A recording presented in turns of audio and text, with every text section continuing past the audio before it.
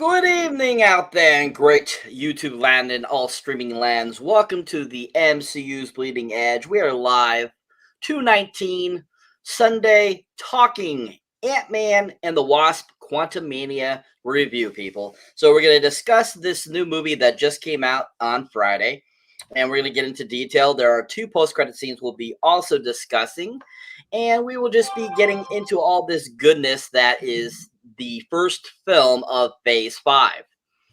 So, just FYI for you guys out there, just to let you know, this is actually the first film that the MCU has had since the pandemic that actually has had a big opening weekend. So, this is actually more like pre-pandemic times. The amazing and wonderful Ant-Man and the Wasp Quantumania actually ended up taking in 104 million this weekend over the 3-day weekend, and which is also is 17.5 from its Thursday previews, but still that is doing really well compared to what they thought it was going to take in. They were estimating originally around 100 million, but it ended up going over a little bit, so they were very happy with that outcome of this week. But just to give you reference to that, the first two Ant-Mans actually, this is interesting, the first two Ant-Mans actually only did 50 and 70 million their opening weekend. So this one's actually the best out of the three, has made the most money, which is, for opening weekend anyways, not overall total. But yeah, I thought you guys might like to know that. All right. So we have an amazing panel with us, of course. We have Lokismom with us. How we doing, Lokismom? Doing really, really well. And Lady Death Lady does admire Jasmine's hat. Lady Death Lady also loves hats. Looking very stylish, madam.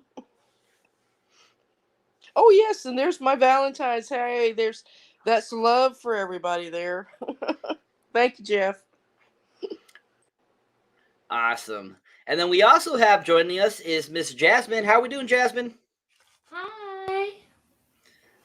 Welcome. I'm doing wonderful. Andrew will be joining us soon. Excellent. We also have Andrew that'll be joining us too as well. Great.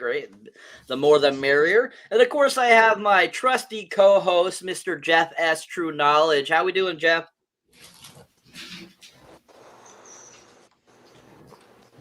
Yeah, of course. Yeah. As always, you got to make sure. Yes, people. Jeff lost the use of his voice, so he'll be using sign language and that little flipboard from that Sam had. Apparently, yeah, from Last of Us. Anyways, all right, so let's just go around the panel and let's get everyone's first thoughts on what they were thinking going into this movie. So anyways, what did everyone think of going into this movie? What were your expectations? What were you expecting from seeing the trailers and all that kind of good stuff? And overall, what was your ultimate thoughts on what did they need to do in order to make this a good movie for you? Starting with you, Lokismom. Yeah, after that rough start, get it? Rough start. Thank you. Yeah, I wrote a little thank you. Yes, the penis and the thing, everything. Thank you, Jeff. You got that out of the way. I appreciate that. Yeah, my initial thoughts are back to Marvel basics. That's what I got out of it. The biggest thing that I got out of it. I think it got back to what we want to see. How well they executed it. That's another thing. But as far as the content of the film and everything, we didn't get a lot of this extraneous stuff, and that a lot of folks have been complaining about and whatnot, maybe rightly so in some cases. But yeah, that just back to Marvel basics, and I liked seeing the cast, and I liked I'll say this: I don't think it was as good as the other two Ant-Man films in comparison. I think it was the weakest of it, but then it also has probably one of the best villains coming to us right now, and that is in the form of Kang.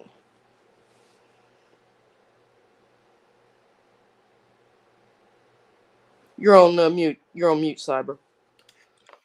Thank you. Jasmine, same question for you. Well, personally, I thought that the film did a great job at initially giving us a traditional. Hold on. Hello. Okay, a traditional. We're here. Is it? It's blurry. Okay, there we go. A traditional Ant-Man film. I mean, that's initially what it was, just with a greater villain. So for the most part, it did a great job at doing some connectivity and continuation with the previous films. That's what I thought. All right. Jeff, same question, sir. Your thoughts going into this film and your thoughts from the trailers and what you're expecting from it. Jazz, are you doing some like high evolutionary like experiments or whatever over there with cats No. in preparation for Guardians of the Galaxy 3? No, that's the outdoor cat playing with the indoor cat. Hey, that's real dedication. That's like when actors lose weight for roles and shit like that and whatnot, or get like beefed up and whatnot. Except you're going really like to the edge. I think Jazz and Jeff are doing their show from the animal shelter tonight. That's right, baby. We're going to the zoo. Anyways, I'm sorry, Cyber. What were my thoughts going into it? Yes, sir. Well, tempered, right? Because you have to be. I think that and nothing crazy, very lightly, right? I'm not saying I went in fucking pessimistic, none of that at all. Of course, I never do. I always go in open-minded. I do. Except for Venom 2. I had a bad feeling about Venom 2 right from jump. But that's not even the MCU, so hey.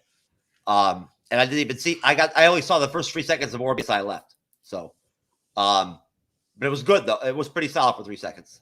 But either way, no, with the trailers, I was like, you know what? I thought about it before I went in that day, and I was like, fuck. The trailers are so damn good. There's no way the movie can be that good. It's not possible. It's just not possible. I came to that conclusion before I went to watch it. I'm like, there's no way they're going to be able to replicate over 2+ hours that type of fucking escalation and like build up. Really like that energy and whatnot, that atmosphere in a full film. It's not possible, right? And then I also thought to myself too, well, we didn't see much humor of the trailer, so how are they going to handle the humor of this movie, right? We know we're going to get it. We talked about that. They're going to do it, right? Basically, Peyton Reed, he was going to follow his same mold, his same model. And hats off to Peyton Reed for directing all 3 of the Ant-Man films. I think that's awesome. I think is he the first Cyber? Is he the first director to direct 3 films of a trilogy? The MCU? Nope. The guy that did the Spider-Man, he's done all 3 too. John Watts. Oh shit, that's right. Oh, okay, yeah. And he dropped out of Fantastic Four, right? Yes. He did. All right. I don't know why how you did that, but whatever. Maybe he's signing up with Sony. No, with the trailers, I'm like, okay, I gotta back off of the trailers. How are they gonna handle the humor, right? Is it gonna be time-wise, right? Like, timing, time-wise and whatnot, to where it's selective and they kind of throw it in here and there, and it's very effective, right? And just like really solid. Or are they gonna try to kind of have some kind of like normal Ant-Man humor, but just without the team, the squad with T.I. and the bunch. Basically at that point, I still was positive, optimistic, and I figured, hey, worst case scenario, it'll be at least probably when I do the review, at least I'll be able to give it at least a 7.5, right? At the worst case scenario. Now who the hell does David Dalmatian play? Dashman? Yeah. He was the guy with the head that could blow light. Oh, shit. That's what he played? Yeah. Awesome. That's what I figured. No shit. Great. Yeah, because I saw him in the cast list. We like him. You know what I'm saying? He was great in Dune. So I like him. And he was good in freaking Suicide Squad. But yeah, no, I was not pessimistic. I was positive, but I went in thinking to myself, you know what? I should not let myself get too excited or have too high of expectations coming out of Phase 4, right? So it's not going to be perfect. All right. Excellent. Andrew, welcome, sir. And we were just asking everyone, what was your thoughts going into Ant-Man Quantaumania? I mean, like you were saying from the trailers of how good they were and what they were showing, you know, I had a high anticipations from it. You know, I was really excited for this one, and then they didn't disappoint, that's for sure. You know, all around, you know, the movie just kept moving forward, nice pace. You know, there wasn't too much downtime, and you know, just as you kept watching, it just kept making you want more and more. Like, man, I can't wait to see what's come next. You know, but the one thing I miss most is Carlos Pena and his storytelling. 100%, yes. Michael Pena was very much, very much missed because he was so pivotal in the first two films. He was so funny. So I think it's funny he didn't come back at all. Even to do a voice or something, it would have been nice. You know, like even that little cameo, like outside, like just thinking to put in randomly anything, you know. Most definitely. All right, awesome. Thank you. All right, so this film, it was from the get-go really fun. I mean, we start off, we're in San Francisco, and we see the wonderful and funny Paul Rudd, aka you know, Scott Lang, doing his thing, and he's kind of telling the story of what's going on, kind of, you know, and like where he's been at since Avengers Endgame. We see him strutting through, you know, through the place. He's employee of the month at Baskin Robbins when he got fired, and we see him like everyone's being nice to him. That one guy keeps giving free coffee, but keeps calling him Spider-Man.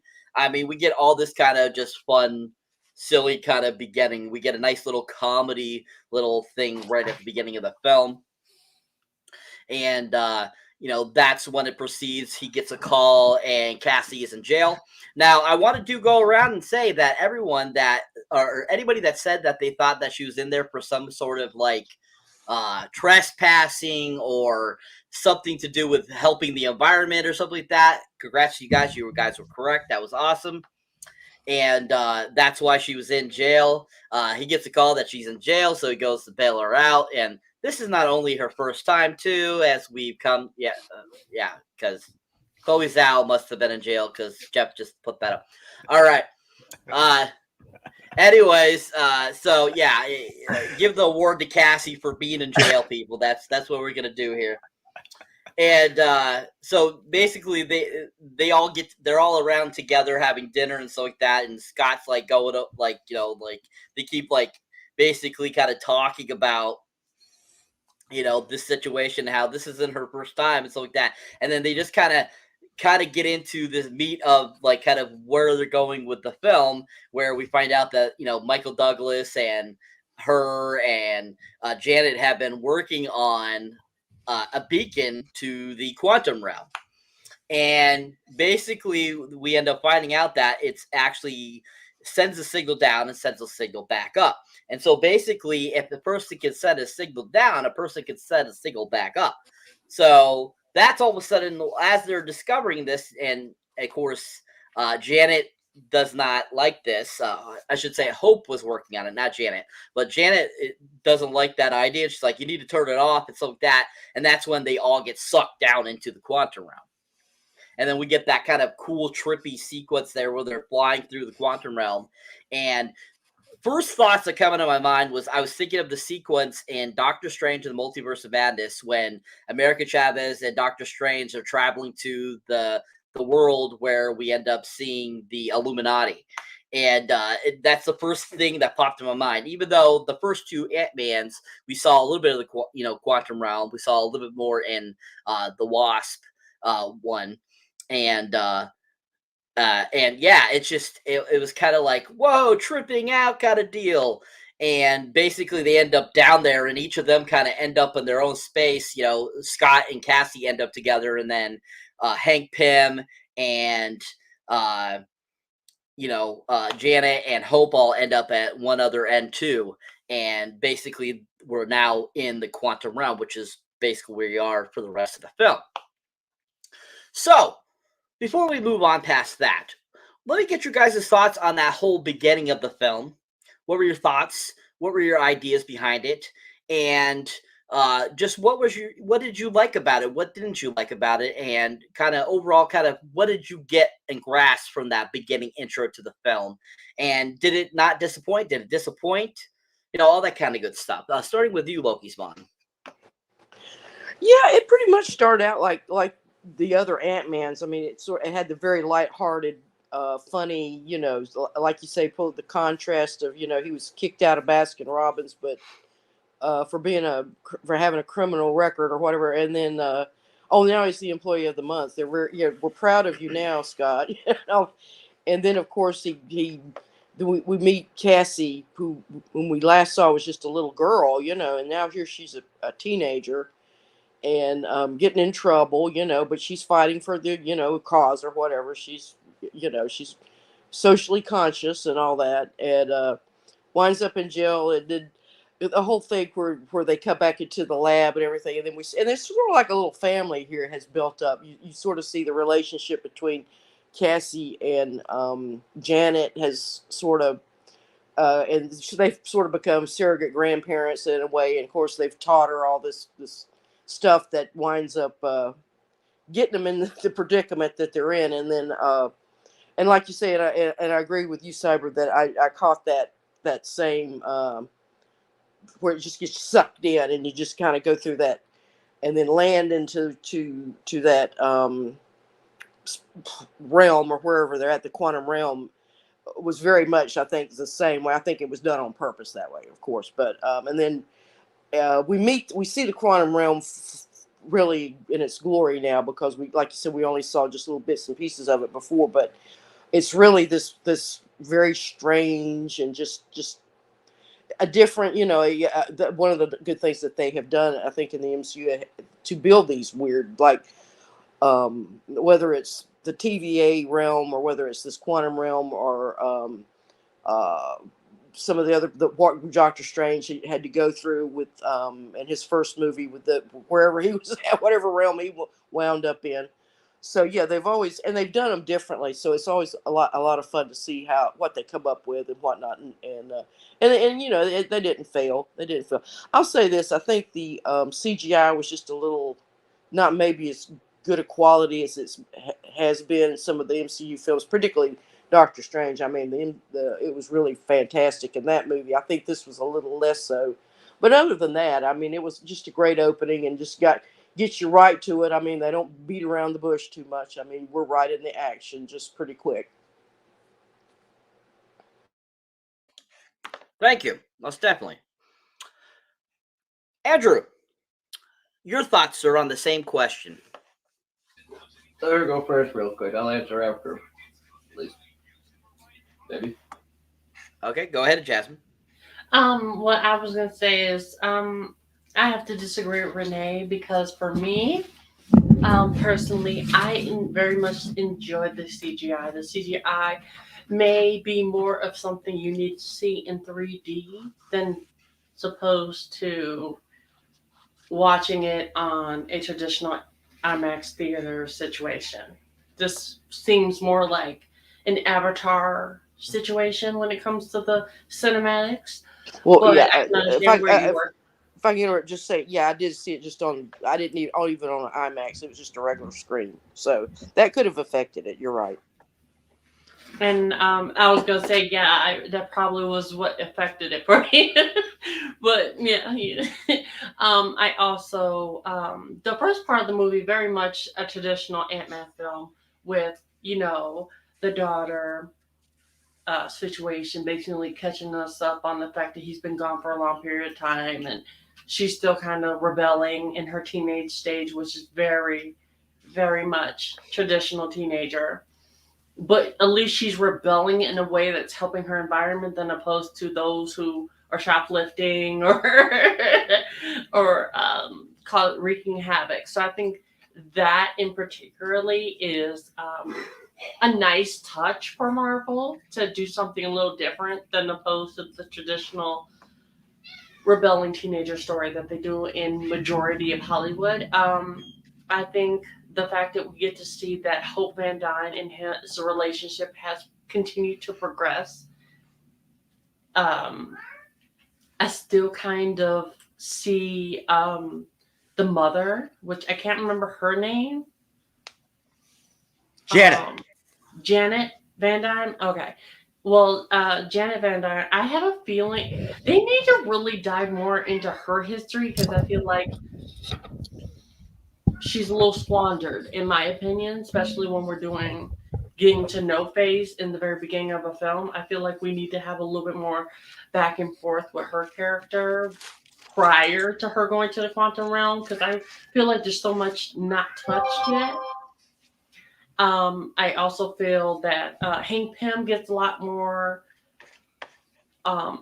info filled on his end in this film than opposed to Janet's little outside of her quantum realm. But I did very much enjoy their back and forth with him talking about how he wrote a book and how he did the radio show and how people now see him, and he was always complaining that he wasn't as well known as the bigger Avengers, which I find very uplifting for him, and it looks like he's enjoying it. I did very much enjoy seeing him getting called the wrong name by the guy at the, what was that, like a cake shop or a pizza shop? Coffee. Coffee? Okay. I was way off. The coffee shop. I enjoyed that because his face, he's just like, I'm just not going to correct you. Yes, that's me. Because, and I like that continuation because no one knows who Spider-Man is. So, they just assume, bug person. I thought that was really nice. Oh, Jasmine, just to be clear, they didn't really have much choice with the whole thing with Pfeiffer and Douglas as far as the screen timing and whatnot and all that, because the whole plan was to have her connected to the quantum realm, right? Right. And at that point, Hank Pym would be the one that would be Earth-based.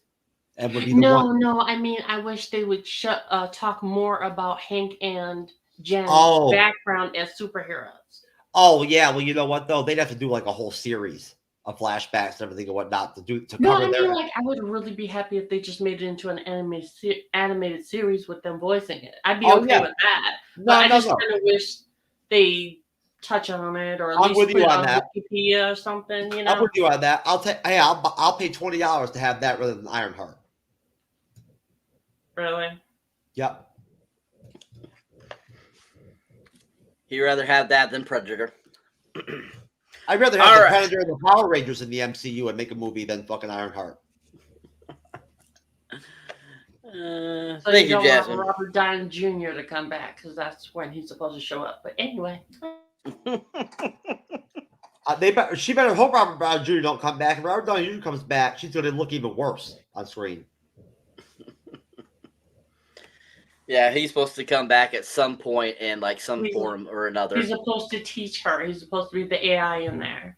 Hey, did anybody see the speech that he had? He actually had Mel Gibson induct him into some. Introduced him for some award recently.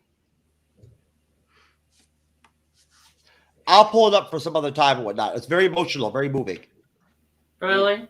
Yeah. Really? Apparently, yeah. Well, maybe at the end, Jeff. Yeah, because I know what you're talking about. Yeah, they. Yeah. Apparently, they got a good friendship. When RDJ was down and out, Mel stepped in and helped him out. Oh, you're talking about old Mel, not new Mel. Well, yeah, kind of. Mel's There's Mel. a difference. There's a difference when it comes to him. But anyway. No, he only hates Jews when he's drunk. Let's get back on track here, people. All right. So, Jeff, same question, sir. Your thoughts on that beginning portion into the quantum realm, sir? just like you said, it looked like a combination of like what a Guardians of the Galaxy film can look like at times. It reminded me of the colors in the Guardians of the Galaxy trailer, where you see them all in the colors of the Infinity Stones. I don't know if anybody noticed that, but that's not just a throwback to what's your favorite extraterrestrial film from back in the day, Renee? First Encounters? I'm sorry. What? Close Encounters of the Third Kind. Yeah, the Kubrick film. Wasn't Kubrick. What was the one that Kubrick did? Space Odyssey. Oh no, 2001: A Space Odyssey. Yeah. Well, that Guardians of the Galaxy scene with all those colors. That's a riff off that. But the colors are of the Infinity Stones. Mm-hmm. That I kept it to that. The colors of that, and then the heavy Doctor Strange, Multiverse of the Madness dose right there too. You know, right from jump when they went in, and then it got deeper and deeper and deeper, and really visually interesting. I didn't like the fact that everything's organic the way it is and whatnot, and everything was kind of a little bit weird to me in a way. But it's interesting. It's a nice contrast. I got the point of it, why they did it. I get it. Everything's alive. It is a cool concept. Everything, trees, ships, technology are alive. I don't think I've ever seen anything like that, right? Except for Kang stuff. Mm-hmm. Right? Wasn't all of it organic? Pretty much, but we haven't even really gotten into that. I'm talking about apologize. The getting it, yeah. No, so basically now my thing was this. Now, so nobody manipulated Cassie to build the device. And Hank helped her, right? He helped her. He taught her some quantum stuff. He did. He guided her in developing it and building it. And Janet already gave her some of the PIM particles to play with. So she's got the discs and shit and whatnot. She has her own suit, which of course she has the she's not she didn't have the from Young Avengers, she doesn't have the stature suit. She has the what is the other one? I always forget because I'm not familiar with it. Either whatever Stinger. She's Stinger. She has the Stinger suit. So she already has gadgets. She's already getting trained. Michael Douglas says she's been arrested multiple times. He points out. What does he say? Like, how many times this now you've been arrested? You've been in jail? Right? And it's like Renee was saying, they're like a big family and they have secrets. Everyone has their own individual relationships with Cassie. Right? They all do. They all sort of like have their own thing with her. So in a way, she's almost kind of like, she's not manipulative or anything like that or mischievous. She's inquisitive, right? And a lot like her dad, right? She's a go-getter, sort of, in a way. And so basically, if I remember correctly, her whole goal was to map the quantum realm, right? Pretty much, yeah. Yeah. Bounce a signal off of the bottom of it, basically. He went off, off the ocean or something like that, or topography, and then map it off that. Okay. Yeah. To be able to find people and stuff like that. So that's innocent. Better idea. Yeah. Yeah. So at that point, there was no. I knew there was no factor at all that anybody from the multiverse had already come out on Kang's behalf and somehow gotten to her. Right. That was out of the way right there.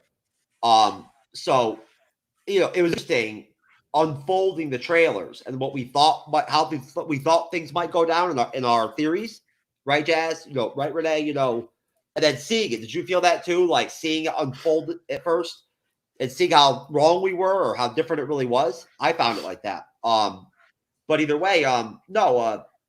It looked really good. Great visuals as always. Well shot.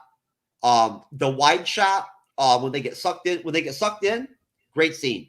I loved it. Loved how the room got all torn apart and almost sucked in and things bent, almost like how Magneto bends metal and shit. That's what I thought of a little bit was Magneto.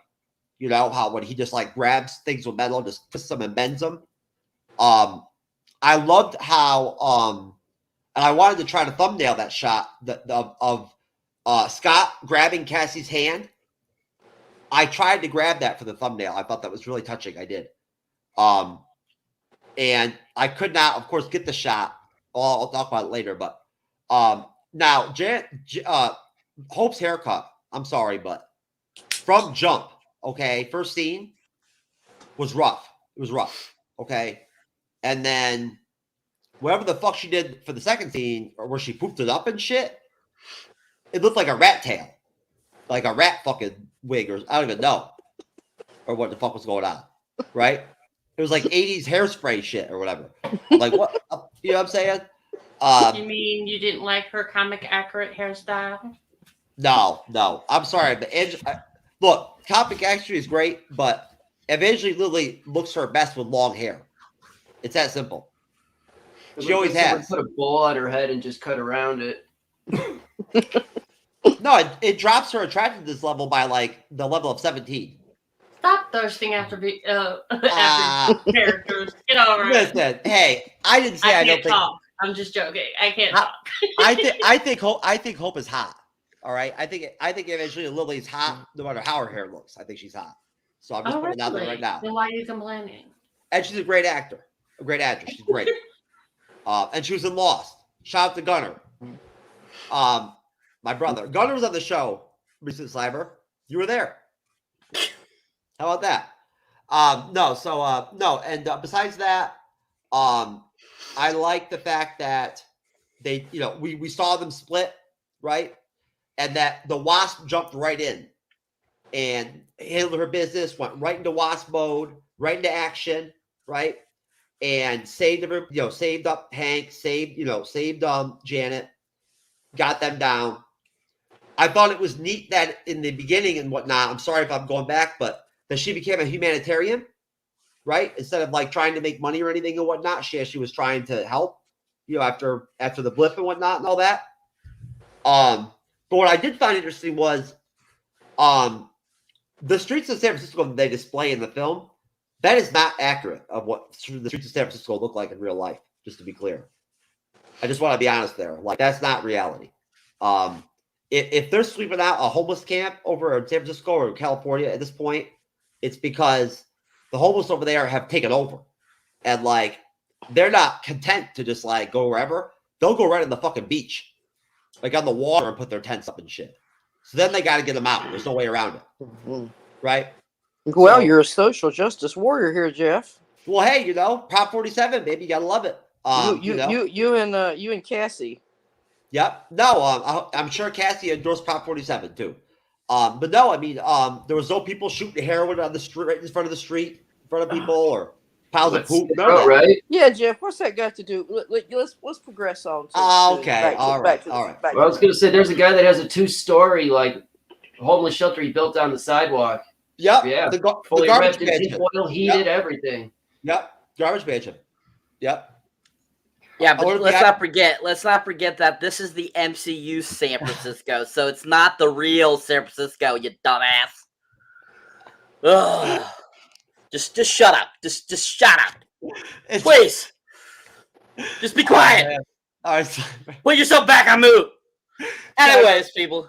Cyber, if they would just, instead of the closet realm, if they would have let's hear from Dodge. Let's hear from Dodge. What does he have to say? No, I'm just saying, if they would, instead of the quantum realm, they would have done it on the streets of San Francisco as the quantum realm, that would have been dope. But well, I agree. It didn't look like San Francisco because wherever he was at, it was flat, and San Francisco is all hills. So yeah, in that sense, that I will agree. That did not look like San Francisco. I love the fact that Renee pointed out the family aspect. That's great. That they're all family. They all seem to all get along better than they ever did before together. Right? They do. They seem like they're all happier together. Right? They're connecting well and whatnot and all that. And Cyber, Michael Douglas starred in what TV show? Michael Douglas starred in what TV show? The Streets of San Francisco. Since we're getting so off track, I thought I'd just add that. Mm-hmm. Yes, he was. Anyways, so thank you, Jeff. Thank you. That Thank you for that allegory on San Francisco, sir. Thank you. Anyways, so moving on.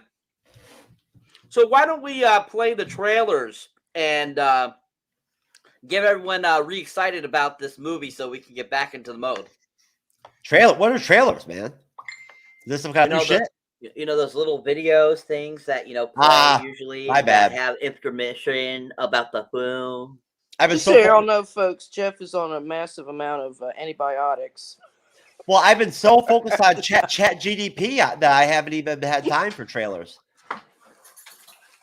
Uh-oh. Negasonic middle-aged dickhead. Yo, I love it, man. Perfect. Great name. And I know who this is, I think. This is somebody that we're going to be collaborating with and whatnot, but I can't remember his name at the moment. So, thank you, sir, whoever the fuck you are. I know you, but I don't know your name. Is that a song? Yeah, I like the picture, though. Well, let me go ahead and play that trailer for you, sir. Which one would you like first, sir? Doesn't matter. Whatever one you got. Would you like that one that you really like, the 3-minute one? Sure. Okay.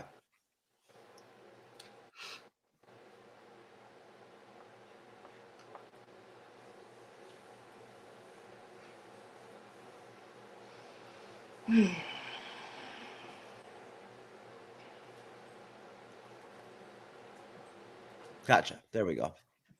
Streets of San Francisco. Also starred Carl Malden. It was a Quinn Martin production.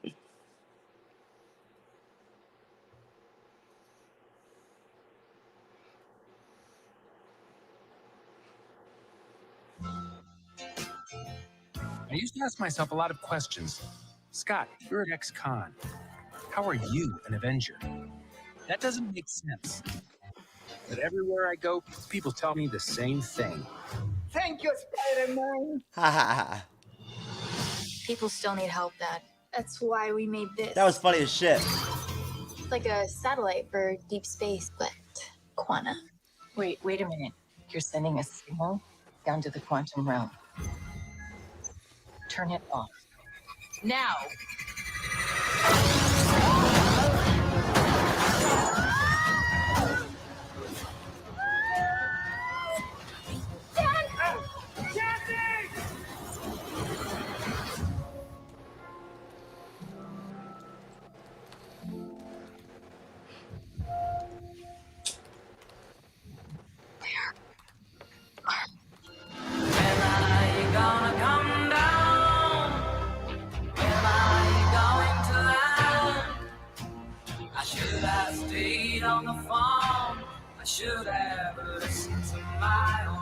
It's a secret universe beneath ours. What are you so afraid of? There's something I never told you.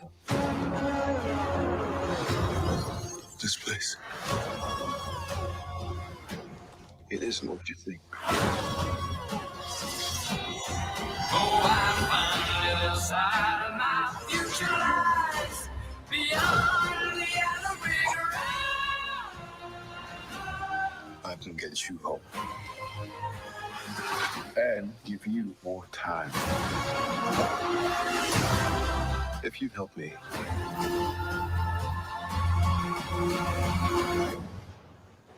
So, what's it gonna be?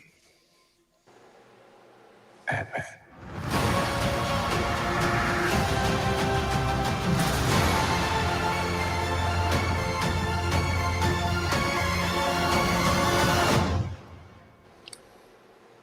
Bam. Bow. Give me 1 second, Cyber. I'll pull up the other one. All right, sir.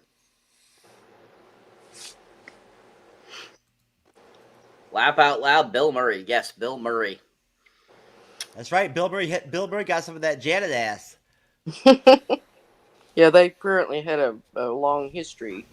The way I said ill.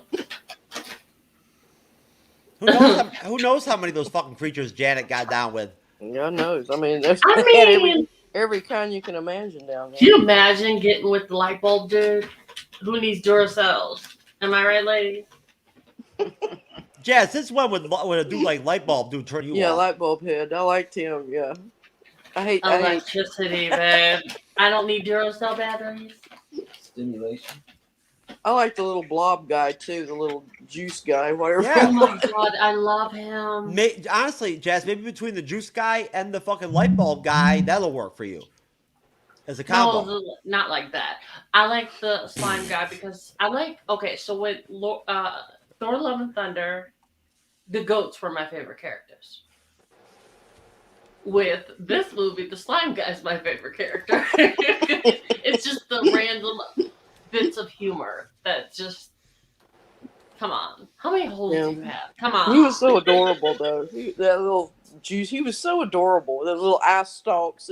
He was like, he was like, you swallowed me. I was like, sir. Okay. Cyber? No, I'm going to the trailer. I apologize. Yeah, we're vamping. We're vamping as best we can, Jeff. I know. Thank you very much, guys. Thank you for having my back. Cyber and I were talking earlier about Night Court. Night Court? Great TV show. Yeah, great. It would comedy. be great. It would be great. It's a hilarious TV show. That'd be a great one for our Mystery Science 3000 review You know, show. they could reboot that one. They could reboot that TV show. I think they did. They have. They have. Okay, well, I apologize. I could talk some hella shit watching that shit. It makes them talk some funny shit. I'm telling you right now. Okay. It'd be way out there though. One day we'll get to see the second trailer. They'll have it. Cyber, we missed some stuff, but we did call when we did our preview. We did call a lot of the shit that did happen. Yep. Yes, we did. Right? Most definitely. No, we knew that. We figured that that was Kang that escaped. Right? The Kang multiversal war. Right? So that's basically what that was. Except he got banished. He didn't run. Pretty much. Yep. All right, people. So there we go. A wonderful little refresher of what movie we are talking about tonight, folks, here on the MCU's Bleeding Edge, Ant-Man and the Wasp, Quantaumania. And also, we are awesome. Just got to throw that out there. Anyways, so as we move on here, so we've been introduced into the quantum realm at this point in the film. And like I said, the two teams, basically, we got Hope, Janet, and Hank in one section of the quantum realm, and then we have Cassie and Scott in one little section. Cassie and Scott are basically attacked by things briefly at the beginning, and as we saw in the trailer, Scott grows big to stop that one crazy fire orb-looking ball thing from trying to attack them and stuff like that. And that's when they get rid of that. He gets rid of that, and then other things try to attack them. That's when the other people come over the edge and introduce themselves to them, basically take them kind of like hostage almost, and they get led to their city. Then we go back to Hope, Janet, and Hank, and basically Janet's like, hiding them and stuff so that the ships don't find them, and basically you could tell she's keeping something for them and won't tell them yet. And so basically then they end up going to see a friend that she knew down there while she was down there, and they basically hitch a ride to be able to get to another city to be able to see another friend to basically find out information where Scott and Cassie are, if he knows. So after we see them make it to that city, we go back to Cassie and Scott, and basically they are in this village that down the quantum realm with all these different kind of creatures and like that, and they're trying to talk to them and they can't understand them. And at some point, Scott keeps going, "Where's my daughter? Where's Cassie? Where's Cassie?" And all of a sudden she finally pops up and she's got red ooze kind of coming from her mouth. She's like, "Drink the juice, Dad. Drink the juice."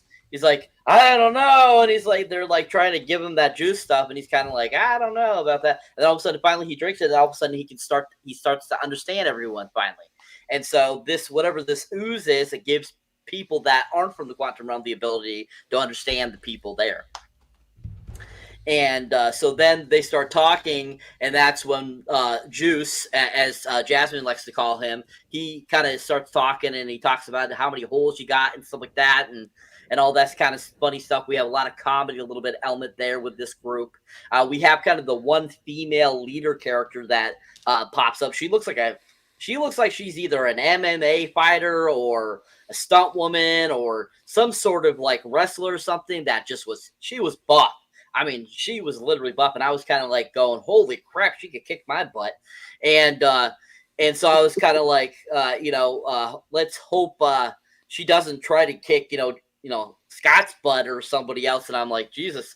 And she kind of explains a little bit of what that they're kind of trespassing and all this kind of stuff, and basically, why are you here? They try to find out. We meet this other gentleman who has the ability to read people's minds, and his head glows when he's reading people's minds. Quash? And yeah, Quash. And Scott keeps thinking certain things, and like Squash keeps going, please don't think that. Please don't think that. So some more of that humor there.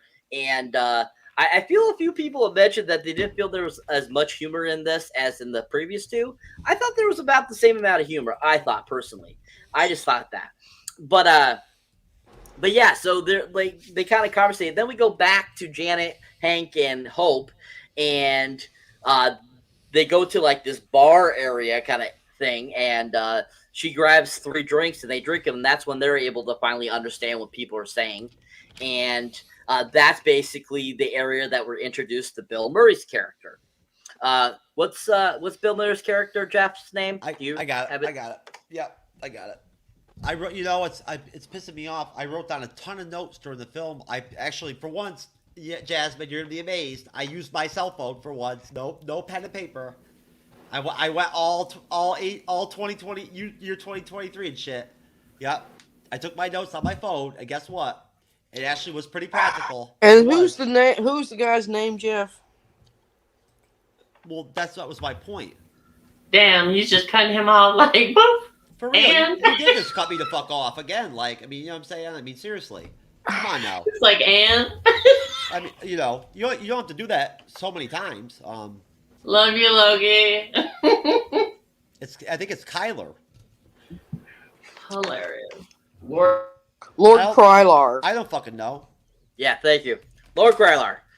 So we're introduced to Bill Murray, who plays Lord Krylar, and basically this is the other friend that she knows that she's known down there in the quantum realm.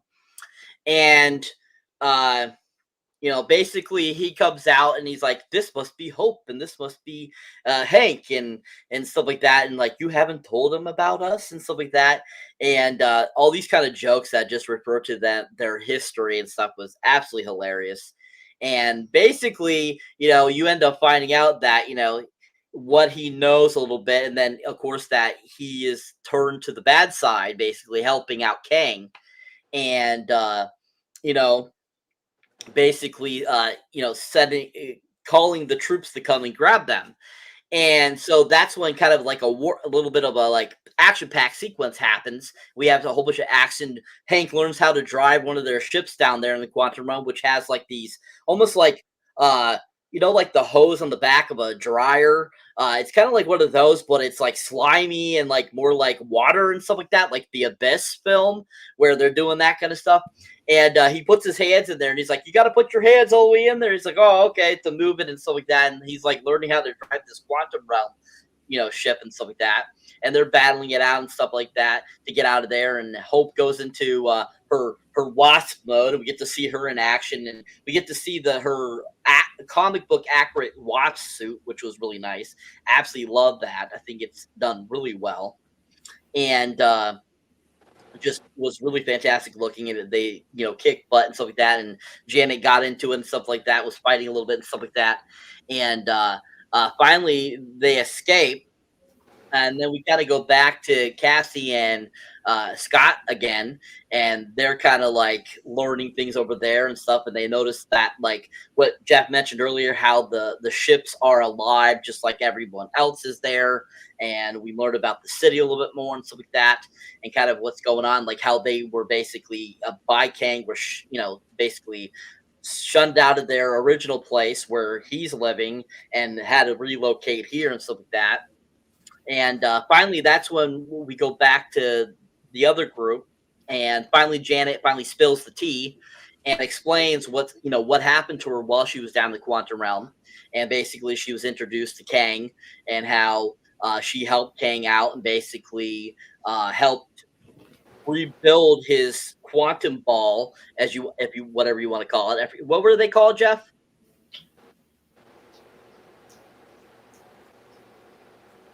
You're muted, sir. They're the fuel cells. Yeah, the fuel cells. Yeah, did they have a name or something? Let me look. Okay. I apologize. It's my stupid monitor. Sometimes between my monitor and my laptop, if I unplug it and then plug it back in, I lose all my tabs. Yeah. Okay. Is it? I think it's called the power core. Yeah, but anyways, okay. But anyways, the power core, basically she helps Kang rebuild it, and basically she ends up finding out through touching his power core through his mind, finding out that that what he's already done and what else he's gonna do, which is basically destroy half the world, kind of like Thanos. And so she doesn't like that and doesn't agree to help him. So she basically redestroys the power core. And so then finally Hope and Hank are more in the now and stuff like that. And we kind of figure this out. We get our introduction to Kang and all that kind of stuff. So before we move on past that, let's talk a little bit about that section of the film. What are you guys' thoughts on that whole section? What did you think about the introduction to Kang? What did you think about the whole power core situation? And just overall, what did you think about the whole sequence and Juice Guy and the other guys that we have now been introduced to in the quantum realm? And what did you think about kind of like this portion of the quantum realm? Did you find it interesting? Did you like that they went a little more in depth with learning more about the different areas of the quantum realm? Starting with you, Lokismom. Yeah. There again, like you said, we got to see all the this new universe or new realm or whatever, and just bouncing off having played those trailers, and we had talked about it and reviewed them, how we thought, oh, this was going to be such a much more dramatic, it was going to be more serious, and all this, it was very lost time and whatever, but really so far it's been quite like again it's kept to the Ant-Man sort of comedy, the way they do it. I mean, that's their motif. So it was cleverly done. I think we did get to see a little bit. Is this when we did the flashback with Janet and Kang when he first hits the realm or whatever? I'm not sure if that's there, but we do get to meet, I think, Kang pretty quick during that time. Of course, he's as he presented himself way back whenever he got there. But so when it gets into where the Bill Murray character and everything, and then and by the way, I'll just bounce off what you were talking about. The character that you were talking about, Cyber, is played by Patty O'Brien, and she indeed is a martial artist. Before she got into acting, she was a police officer with the Carmel Police Department in Indiana. So yeah, undoubtedly she could kick your ass and all of our asses on this panel. So so I think she's a great character addition too. So and as a rebel leader, and she's just really tough, and I think all the characters, like you say, the light bulb guy and Juice Guy, and I think her name's Gentora. I think all the characters I think we just take to them right off the bat, and it's just like, again, I'll just say it again, Marvel basics, and that's what I appreciate about it. Excellent, thank you. That's great. All right, so Andrew, since we didn't get your opinion on the last question, let's get your opinion on this question, and if there's anything else you'd like to mention about the last question, about the earlier part of the film, go ahead and you can talk about that too, sir. With the whole bar and all the new characters and creatures they introduced, I felt that was like a nod to almost like Star Wars. It just gave me that feeling. It's just the music, the setting, all the different types of aliens just having around, and next thing you know, they're all gun packing and ready to go. At the flip of the switch for Bill Murray. I liked how he got taken out by when he blew up the big octopus, and I was racking all them up. Ooh, that had me going. I just like it was physically pleasing to watch. It was well done. It not over the top, but it was clean, colorful. I mean, even being colorblind, I could see a lot of those colors, so it was nice for me.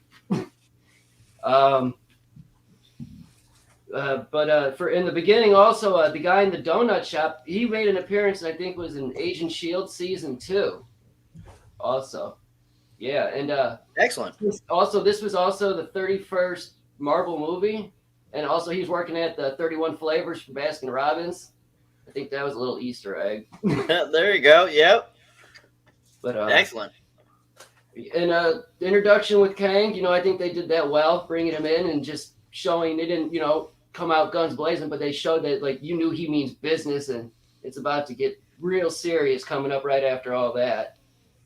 But yeah, I mean, so far at that point, I was on the edge of my seat, just waiting for more. Like I just couldn't wait for the movie to get in, so I was like, now I got it all.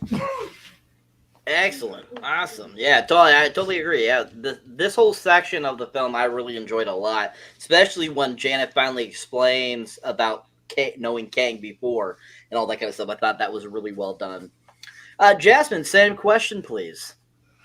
Well, I did very much enjoy just how they showed when they initially fell into the quantum realm, how they kind of separated and you could see their trajectory and going across the quantum realm. I kind of felt like the people that are from the quantum realm were giving me very much Morlocks or Inhumans a little bit, with the way that they're designed, with the different designs with them. I think one guy looked like he was a mummy unraveling. That looked really interesting. I did very much enjoy having the guy from The Good Place being a telepath and him kind of reading minds and just kind of having those clips back and forth with Ant-Man and keep butting into their daughter-father conversation, because it's like no one asked you, but he can't. It's like he can't control it or he can't help it. And I enjoy that little thing about him. The Galabi juice guy is my favorite. Still, I like just him constantly asking about holes is my go-to. Them at the restaurant with Bill Murray. Bill Murray was giving very much galactic pimp.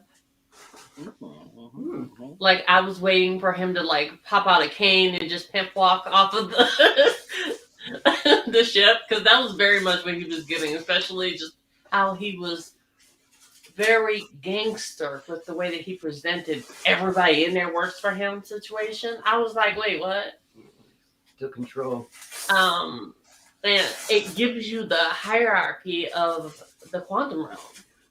It just shows you there's levels, and there's people that work for Kang and how he kind of took over the quantum realm while being down there. So I thought that was really interesting. I love Hope Van Dyne's comic accurate suit. I keep saying this to the MCU people that we need comic accurate suits. Just adapt them in a way that they are practical. Because Scarlet Witch, her suit's nice, but I feel like if we would have had her original suit before she got the corrupted suit, it would have felt like a trajectory of evolution. So I just feel like they need to work that into other films, because some characters have comic accurate suits and others don't. So it's just kind of like a crazy situation. Like Black Widow, her comic suits are maybe a little sexualized, but they're pretty badass in my opinion. Type of plate, leather. Yeah, the leather, but it's like the belt. I like the little circle belts that she has. They only showed that device once in Iron Man 2 and then never again. But back to this movie. I liked Kang. I enjoyed seeing his interaction from how he got there, and him and and Janet meeting, and how she's the reason why he even has this quest going, and it explains why she didn't want them to go down there, because she has a history there. And want to out herself. but Kang, when she touched that machine, it feels kind of like she has she's a telepath, because of how she was just reading the device and the memories that came around with it. It's interesting to see more of her power, since they didn't do much with her originally. Yeah, most definitely. I mean, I think that we kind of got briefly kind of the idea that she had some sort of powers from being down the quantum realm in Ant-Man and the Wasp itself, especially when she comes out and she's able to help Ghost out. So I feel like definitely there's more to that we haven't seen. So most definitely they haven't shown enough of that. And so her being able to touch that and see his memories probably has to do with that too as well. Yeah, Bill Murray's character almost makes me think of Grandmaster in Thor Ragnarok a little bit. Jeff Goldblum's character, because like he's kind of like that too. He's kind of like the head honcho, and he's got like the little people, and he tells them what to do and stuff like that. So I totally felt like Grandmaster vibes with Bill Murray's character. But I thought Jeff Goldblum was a better Pip than Bill Murray was. But most definitely he was awesome. He also had a barber that was pretty accurate outside of what he did to Hulk's son. Yep. 100%. Curse of She-Hulk, as we like to say. Most definitely. All right. Thank you. Jeff, same question, sir. And if you wanted to elaborate on the Kang scene, you can, sir. I'm sorry, sir. Which Kang scene? The one you asked about that you wanted to talk about? Oh, in the end credits? No. I thought you were talking about when we first see Kang for the first time. Oh, yes. No, I thought that was really great. A great way to open the film, because that really did bring suspense to me from jump. I did really like that. With that, right from jump, I was like, okay, this is not where I thought things would start. This is not where I saw things going, right? And so right there, that kind of drove some questions in my head, like, okay, is he already manipulating her from jump? Right. He is he pretending to be one of those deals where you pretend to be injured or whatever, to try to, manipulate somebody type deal, act stupid and shit. You know what I mean? Because you need help or whatever. And at the same time though, I don't know if this is a combination of Majors and Kang, or if it's Majors or if it's Kang. I don't know, but he comes off really fucking well, like really authentic at times. Like, you know what I'm saying? Like, he really does. Like, at times I couldn't tell during the film if he actually did have moments where like he did feel ethical about certain things, and he did feel like there were certain things that where, and we'll talk about this throughout the film, where he felt like he needed to keep his word, right? With Janet, with Scott, right? That it was the right thing to do. He wanted them to take the easy way out and live, right? And now, again, we could talk about that. I could be wrong. Maybe that's part of his manipulation. Maybe that's part of how he convinces himself it's okay to kill these fucking people. You know what I'm saying? Or whatever, or conquer them or whatever, is to do that kind of shit. I don't know, psychologically. But I got this feeling from him at times that, like, he genuinely meant it. Like, he wanted Janet to see her daughter, right? He did. It seemed like to me. I don't think he was just trying to get out. He already could have left without her. He wanted her to go. He did. I think he just forgot that the minute that you step into that chair and touch it, it's bonded, neurokinetically to Kang, right? So, it's basically like interconnected to his mind. So, no, I thought it was a great opening. Really great. Very dramatic. Very suspenseful. Great flashback. Us getting a chance to see Janet and getting into the quantum realm at the same time as Kang. Who would have thought that they'd do it like that? The first day that fucking Janet drops into the quantum realm off that train job, you know, with Hank. She drops in right next to Kang. Bam! Like, wow, that's awesome. And can I go into can I go into when they work on the ship? Work on the ship. What do you mean working? Yeah, making the core. Yeah. That's that whole section I talked about already. Okay, yeah. No, that I like too. That I like too because now again, don't get me wrong. If any, you know, and I'm sure Cyber will give anybody time if they want. If anybody has a contrasting opinion or thinks I'm wrong or felt the same thing, but I really felt like watching that. Remember, we don't know how old this Kang is. I believe that this is actually the actual original Kang the Conqueror that we saw in the movie. That is actually legitimately Nathan Richards from the future, from like, you know, from the century, you know, the 28th century, the 23rd century or whatever, right? That builds the chair to travel time, right? Because he's fucking bored because he lives in a utopian society and he's bored. He wants to go do some shit. And like do human shit and actually like, you know, he's tired of just having everything perfect. I think he's also kind of unstable too. I do. And like a little bit fucking maniacal. I don't know. I definitely got some Thanos vibes off him. I did. Like there were some similarities without question. And also in the fact that Thanos had some ethical parts to him too. He did, right? He didn't go out of his way to kill children and things like that and whatnot if he didn't have to. That wasn't his deal. But then again, you showed Kang. We saw Kang. He don't give a fuck. So we don't know how old he was though. I mean, literally. Well, no. I guess if his ship got launched right there 30 years before then, when Janet came down, then that must have been right there when He Who Remains sent him down there. No, well, there would have been the He Who Remains and the Council of Kangs that would have done it, right? Because they're the ones that survived the Kang multiversal war. And basically his reality, his universe is gone. Eliath ate it, so it's dead. Like he has it's all gone. And that's part of why he's so pissed off. When Kangs conquer shit, they don't like having taken away from them. They're not fond of that. That's why they fight these wars. It's all about territory necessarily. But I felt like it really was a great way to, I guess, to schedule the film or plan the plot the way they did, and have those flashbacks like that and whatnot, kind of a la Jazz. Give us some Janet and Kang. I like Michelle Pfeiffer and Majors together. I thought they had good chemistry on the screen. I thought they did. You know, although I think anybody could do well with Majors, except for Jar Jar Binks. No,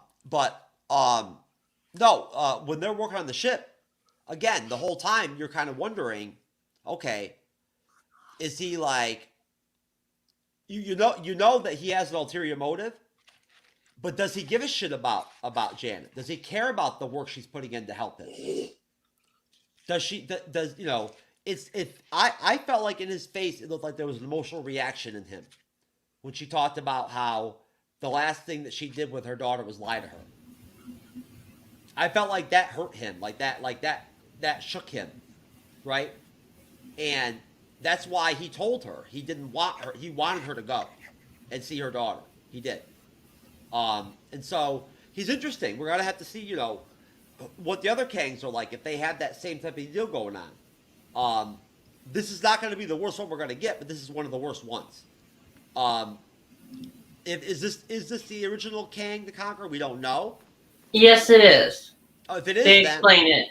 If that is that's the initial one. Then if that's the initial one, then that he's been alive for utterly longer than He Who Remains. Basically, he's been alive for fucking centuries. He's been alive, right? So, in a way, he's actually an interesting contrast to He Who Remains, because instead of going crazy like He Who Remains because of the isolation and shit and whatnot and all that and being alive for so long, Kang's deal is not over the quantum realm is not all that boring, right? He can still conquer shit. just not at the same scale he's used to. He's not used to actually conquering organic juice beings and shit like that and whatnot. You know, that's some new shit for him. He's used to better competition. You know, more of a challenge, but than holy. But you know, no. But I thought it was really well played out. I felt like when it came to what the serious moments were in the film to me that were well acted and well played and well portrayed, those were some of the best ones. Were the flashback ones with Majors and Pfeiffer. And maybe that's just because they're really good actors, both of them, right? And this might be the last time we see Janet. And Mike, you know, this might be the last time we see Michael Douglas in the MCU. Oh yeah, they probably won't come back. Yeah, I doubt it because of they're so well liked. I don't think they're gonna drop them off like that. I think they're probably gonna bring them back for at least Kang Dynasty and kill them off.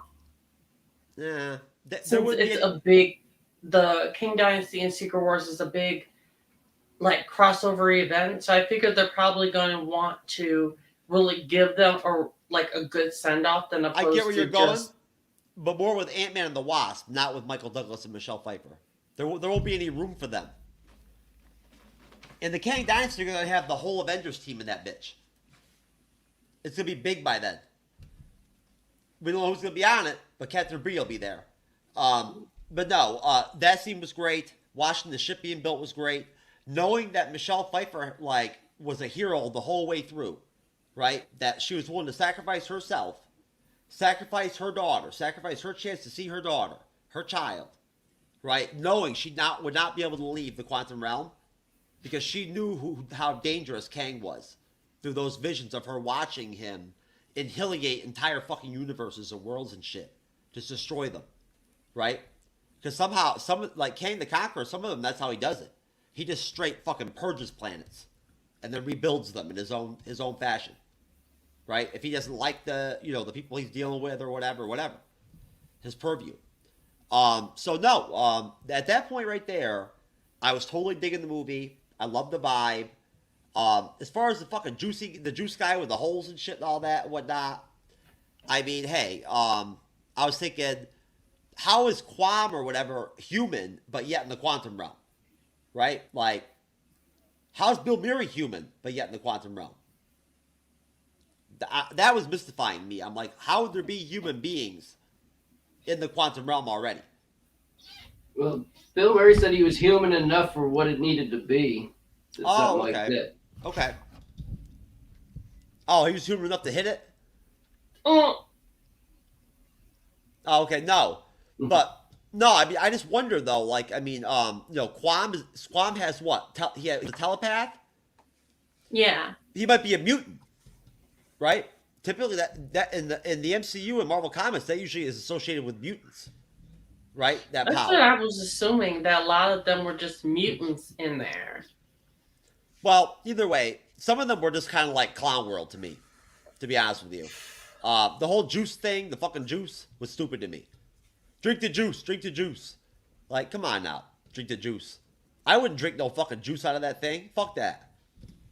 You know what I'm saying? That shit is disgusting. I would not want nothing to do with that. Well, you would swallow anyway because they find a way. That's right. I would too. Anyways, but no. I wonder what it tasted like. I wonder if it tasted like Kool-Aid.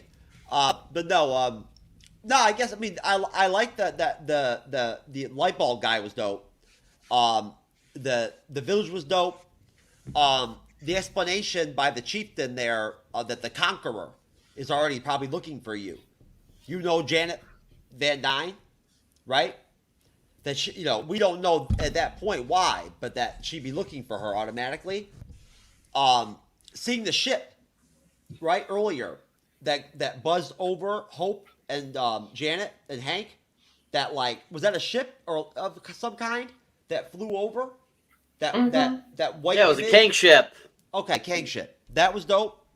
And besides that, yeah, I just hats off to Janet. That's a massive sacrifice. All right, thank you. Excellent. Amazing. Wonderful. All right, so moving on. So at this point, we are now in the now of who Kang is and what he's about and what he's doing. We have seen a epic battle, nice little battle to start off with. We are, we're introduced, like I said, we saw Bill Murray, and we were introduced a little bit more about what's going on in the quantum realm a little bit and stuff like that. And at this point, basically from there on, that's when, basically, Scott and Cassie are eventually captured by Kang and put into his cells after his drone people find them at that area where those people are. And basically that makes those people have to move again. While they're in the cell, at one point, that's when we're introduced to MODOK, who we end up finding out is Darren from the first Ant-Man, who was the amazing villain in the first film. When he got sucked into the quantum realm, like we saw at the end of Ant-Man 1, basically he was reborn as MODOK. And, a lot of people say that, it's pretty close to what the original MODOK really looks like. But some people had some problems with it. I thought it was perfect. I thought it worked out really well. I think it looked excellent. I thought his body, the head shape, everything was MODOK. I mean, of course, the face was supposed to be Darren's face, which makes sense. You would want to make it Darren's face if it's supposed to be Yellow Jacket. It's him. It's supposed to be him. His face would look like that. But I mean, the size and everything was perfect. I loved when they he explains how he's being built, and it shows him, and it's shows his little baby butt. That was absolutely freaking hilarious. Oh, don't even get me started with the baby foot, baby. That was hilarious. And basically, while they're in prison, MODOK tells them that it's him, Darren, that what happened to him and stuff after he got sucked in the quantum realm and stuff. And then Kang shows up and has a conversation with Scott, basically. And during it, Kang at some point goes, "Have I killed you before? What has happened in the past, or what have we met before," and stuff like that. And basically gives Scott an ultimatum that he needs his help or he's going to kill his daughter. And so eventually, Scott gives him a little bit of a hard time, and then finally he agrees after he starts to injure Cassie. And he says, "Yeah, okay, I'll help." And then after he agrees, that's when Kang takes him to the area where they have to fix the core. And we see the core, it's huge, it's been expanded and stuff like that, and it's not working and stuff like that. And Scott basically jumps down into it and shrinks down to the size that he needs to get down in there. And basically he has to figure out a way to fix it. As he's down there, that's when the other gang is making their way to the same area at the same time. And while Scott's down there, his mind starts to unravel. And that's when we get all the sequences there where it shows he's giant size and he's unraveling. We see several other Ant-Man, stuff like that, gathering, stuff like that. And he just his mind is basically split and is basically copying itself and making him think he's going insane. And as he's down there trying to figure that out, and as that's going on, he's trying to figure it out and how to stop it and stuff like that. At one point, he finally flings one of the shrinking things into it, but it doesn't do anything. And as that fails, he starts to fall into the other Scotts, which I think is hilarious. At one point, we see the Baskin Robbins Scott Lang, and he's involved and stuff like that, involved with the whole thing, which is absolutely hilarious. And then basically that's when Hope pops up and basically rescues from that, and then they throw both the things, and that makes the thing go back to its normal size. And then Janet's we gotta get it from can't let Kang have it and stuff like that. And basically he ends up popping down there and ends up getting it, and Janet goes with him. And after that happens, basically, that's when we go to what's King City, Antropolis. Well, first, I don't know what it is. I don't know if it has something to do with rights or something like that or whatever. But they never actually called it Chronopolis in the film. Okay, but anyways, it's supposed to be Chronopolis. Yes. I And have also, a feeling it's supposed to be the same place as the TVA. It's giving very much that. It's giving that. I didn't say it is, but it's not. giving very much that. It's not. But remember though that Janet mentions right in the beginning when they first get in that there's 2 layers that you have to pass before you get to this subsurface of the of the quantum realm, and those 2 layers, I believe, are what's it called from Loki's season 1, Limbo. TVA. Limbo, right? Limbo, and then the second one, and this is where I gotta find my notes real quick. I wrote it all down. Renee, do you remember? Cyber, do you remember what the other layer was? What to what? The quantum realm? Yeah, remember Janet said there were 2 layers you had to pass through. No, I don't recall. remember. Yeah, I don't recall that. I don't recall that. thought I the remember them. I'm sorry. Yeah, I thought the quantum realm was like the base. That was like as far as wherever you go in the realms. That was like the foundation where I guess all the other verses sort of seed from, or so. I don't know. I'm just guessing at it. I'll find it. Yeah, I honestly don't remember. I remember them mentioning that there was different names, but I don't recall what they were called. But yeah, basically that's when we have the all-out war, basically, and at Chronopolis or whatever we want to call it, and basically that's when Cassie basically befriends that one gal from the city that met them at first, and basically she kind of becomes like a warrior with her. We get to see her in more action with her suit and stuff like that, and basically, like I said, the war ends up out and stuff like that. Basically, when Janet and Kang disappear after grabbing the core, they're left there to Hope and Scott and Hank are there left, and then that's when we finally find out that the ants did make their way down there with them, the ones that they were talking about at the beginning that they were working on, that are super smart and created their own civilizations, stuff like that. And that since they've been in the quantum realm, Hank has been getting signals from the ants trying to find him. And they finally show up, and since they've been down in the quantum realm, they have created more civilizations and have gotten smarter and all this kind of stuff we learn. And basically, they end up helping in that battle. I think that sequence was just so well done because we get Giant Man some more. We get to see Cassie like shrink, and we get to see her become giant too, and stuff like that. So that I feel they kind of mixed the two Cassie Langs in the comic books together, Thatcher and the other one, I forget what it's called, because they have her grow big, they have her grow small too as well throughout the film. Yeah, Stinger. And so we get kind of a combination of that. When she gets big, her and Scott have like a moment and stuff like that. And throughout the film, also, if you didn't notice, there were several moments that Cassie and Scott had because of his kind of like his sadness for not missing that 5 years with her when he was stuck in the quantum realm and stuff like that too as well. We see that throughout the film as well.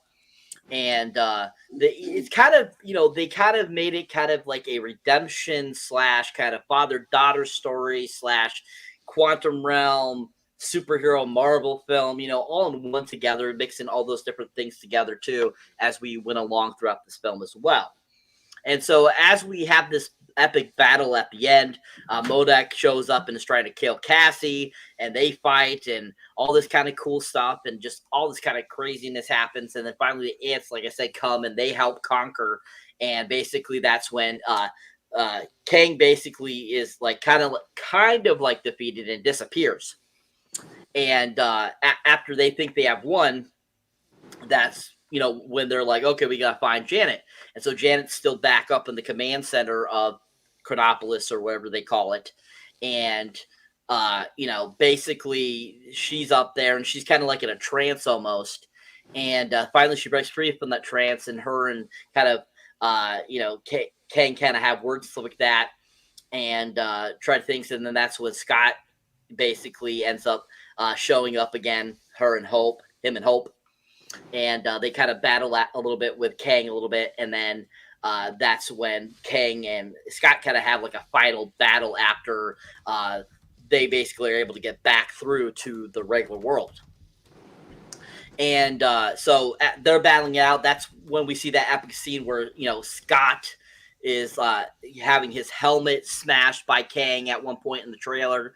And you were thinking, everyone thought, oh no, Ant-Man's going to die.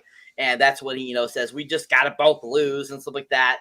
And basically they battled out a little bit. And then that's basically what ends up happening is Kang gets sucked into the core after Janet re-breaks it.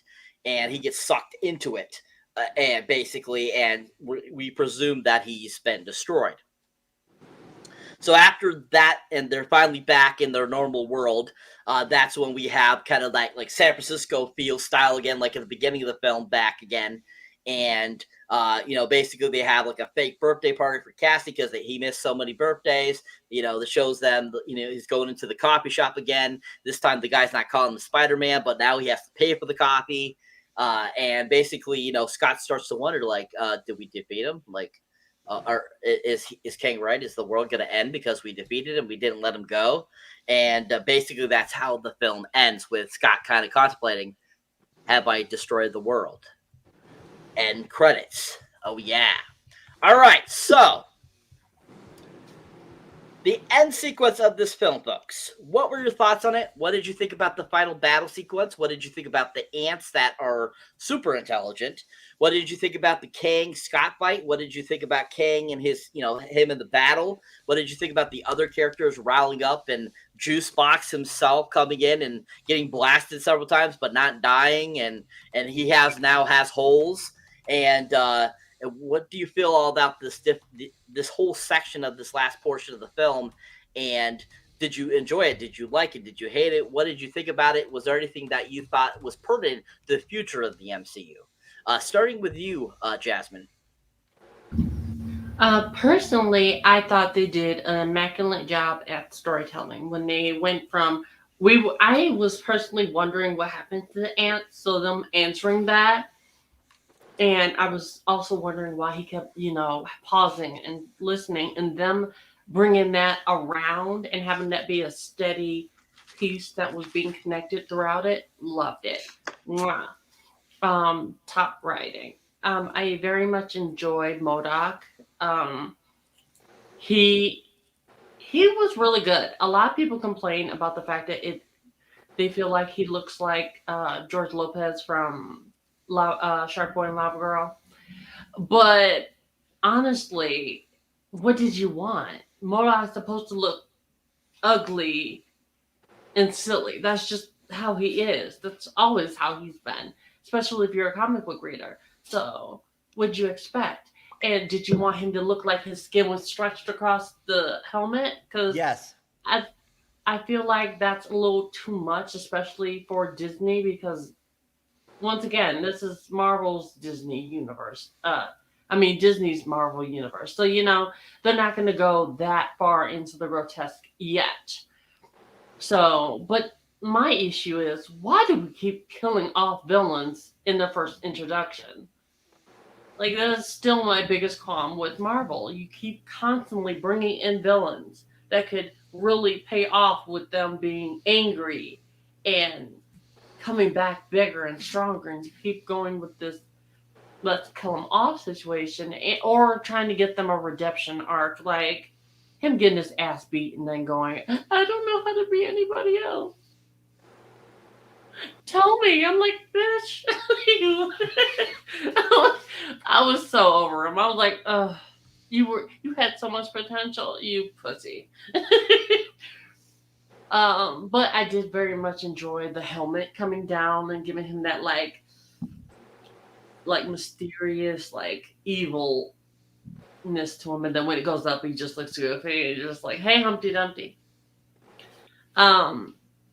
I loved how she went from stinger to stature. I was waiting for that the whole movie. I was like, when am I getting stature? When am I getting stature? And when I got it, I was like, yes! I very much enjoyed the fight scenes. I very much enjoyed the ants coming to the rescue, because I was over there like, kill him! And not MODOK coming in and telling him, I am not a dick. It was funny. They did a really good job with that. I feel like I really wish I could have saw Janet with her wings. Like, it would have been a really cool moment to have Hope and Janet kind of flying around using their, their stingers. That would have been really cool. A cool little moment I feel like was wasted. I think Kang did a really good job at his the actor doing his job with the fight scene. The choreography was really good. They did a really good job with the CGI. I felt like it wasn't overwhelming. I felt like you were grounded in a reality in which they were in. I'm trying to like hit a bunch of targets, so I'm not talking too long. I also feel like they do a really good job at showing each individual character that's from the quantum realm's interaction with each of the characters and how they're battling. I enjoyed Ooze Juice over there when he got shot and he's like, I have holes! And then sucks all the people in. And then goes, yeah! I enjoyed that. He was very much amusing.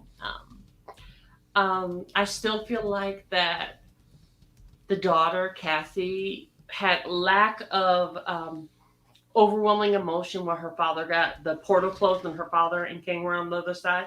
Dad! Bruh, like, you ain't seen your dad got trapped there before. I expected a lot more emphasis on that. Dad! Like, really go for it, but, yeah. What do you know? Exactly. Yeah, that whole sequence where the juice guy got the holes and stuff was absolutely hilarious. Freaking MODOK being told that just don't be a dick, and then he says, "I'm not a dick," was absolutely freaking hilarious.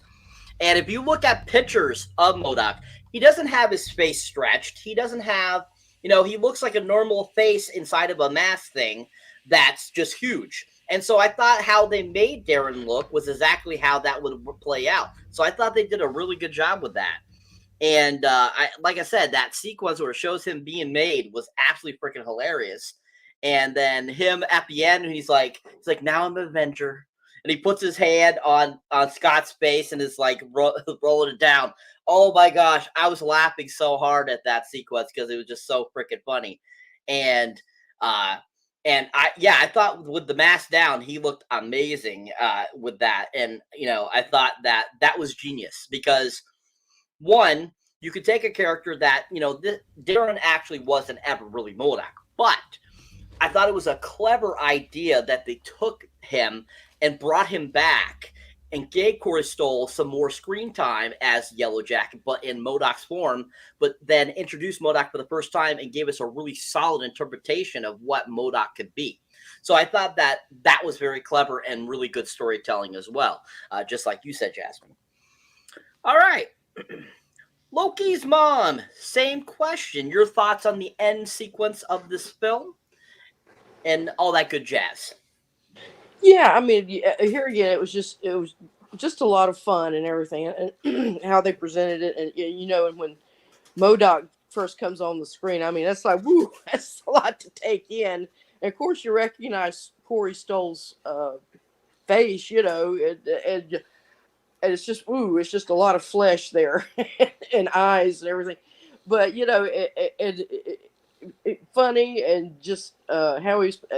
How the saw blade hands and all that, and or whatever, just real funny and just I think here again though, one of the issues I kind of go back to it was, and it's the fault of the trailers, was that they made this huge deal out of this lost time, and then but really when the film starts, Scott does not seem to have any existential problems with having the lost time. It's just he just wishes he had it back. Who wouldn't? I mean, he lost time with Cassie when he was in prison. So I mean, it's sort of a plaintiveness to it, but it's not something he's desperate to get back. I mean, so I think somehow that just didn't pay off. Maybe they pulled it back for some reason for the storyline reasons or whatever. But then when it really gets into Kang, and we get to see who his real evil, and then we have the Kang mask, the iconic, and I thought they did that real well. How you can still see Jonathan Majors' face still in there, but it's the glazed over blue, and then the sequence of the multiplicity of Scotts, and then with the one good Scott who never turned to a life of crime and went on to become the manager of a Baskin Robbins. He's in there with all the other Scotts who apparently did become criminals and wound up becoming Ant-Man. So yeah, and then they built to get to that crystal, and of course the crystal, which I think Jeff brought out when we were talking about the trailers, how important that crystal, that he had to get it repaired, and so that he can. This is what's going to give him all his power back. He'll be able to do all the evil things that because there's like all these things where okay. And they're looking around, oh my, don't they sort of whisper his name. That's how much they fear him. And we kind of don't see a lot of that. I mean, yeah, he attacks the rebels and whatnot. And I think the evil that we sort of, or the fear that the characters are sort of giving off about Kang, we don't really see it as much as that. I think that's kind of, we get a hint of that, I think, in the credit. But yeah, so. But like I say, everything, it just builds up. It does real well. And then as it ends, finally, whatever, stymie Kang for that moment and are able to escape back to planet Earth. And then it just reprises that whole first scene where he's walking down the street again. He's in the coffee shop and everything. And Spider-Man or Ant-Man, whatever. And but then he has that moment of doubt. Well, what if? And then, of course, and of course, this is happy-go-lucky Scott Lang. So but of course, we know better. But yeah, just a really wonderful, fun film. I enjoyed every bit of it. I think it was a huge shot in the arm to Marvel. They need to get this. I know the critics didn't like it a lot. Boo-hoo on them. I think the fans are liking it, and it's going to find I think it's found its audience, and I think it'll be appreciated better down the road. I think critics will never be happy when it comes in regards to Marvel at this point. I feel like just far too much Marvel hate going on when it comes to sour grapes, and Marvel, and understandably so. I mean, they have put out some turkeys here for last. They're ready. Okay, so they're looking for stuff to get. But anyway, yeah, that's his critics. Well, Phase 4 was a test. They were testing out some stuff to see if they were going to do a different formula. It didn't all pan out, so they're going back to basics. But I did want to say something about. No, they're not, Jazz. They're following the same goddamn schedule that they had 6 years ago already ready. Well, they're back at it now, but with Phase 4, they did change up the formula with giving directors a lot more leeway with. They've always done that. They've done that the entire Marvel Cinematic Universe from jump. Kevin Feige's always done that. He's always given directors free reign. Not new at all. That's how they've always done it. It's not new. Phase 4 was nothing new. Phase 4 was planned before Infinity War and Endgame were ever even written or anything like that. I know I'm referring to how fans, the it's a MCU fandoms are thinking. Oh well, no, but either way, the content was set. It was. Oh yeah, I know, but the people who call it the MCU will always say that. Oh, they were just trying to test out new stuff. This is what they were doing. They never. Well, they had to though. You're right about that. They had to test new stuff. They're mad over a poster right now. Well, hey, at the end of the day, when you lose parts of the team, you got to fill them, right? Yep. You got to have new characters to drive the engine. True. All right, thank you, Lokismom. All right, and Jasmine. All right, Jeff, your thoughts on the end sequence of the film, sir?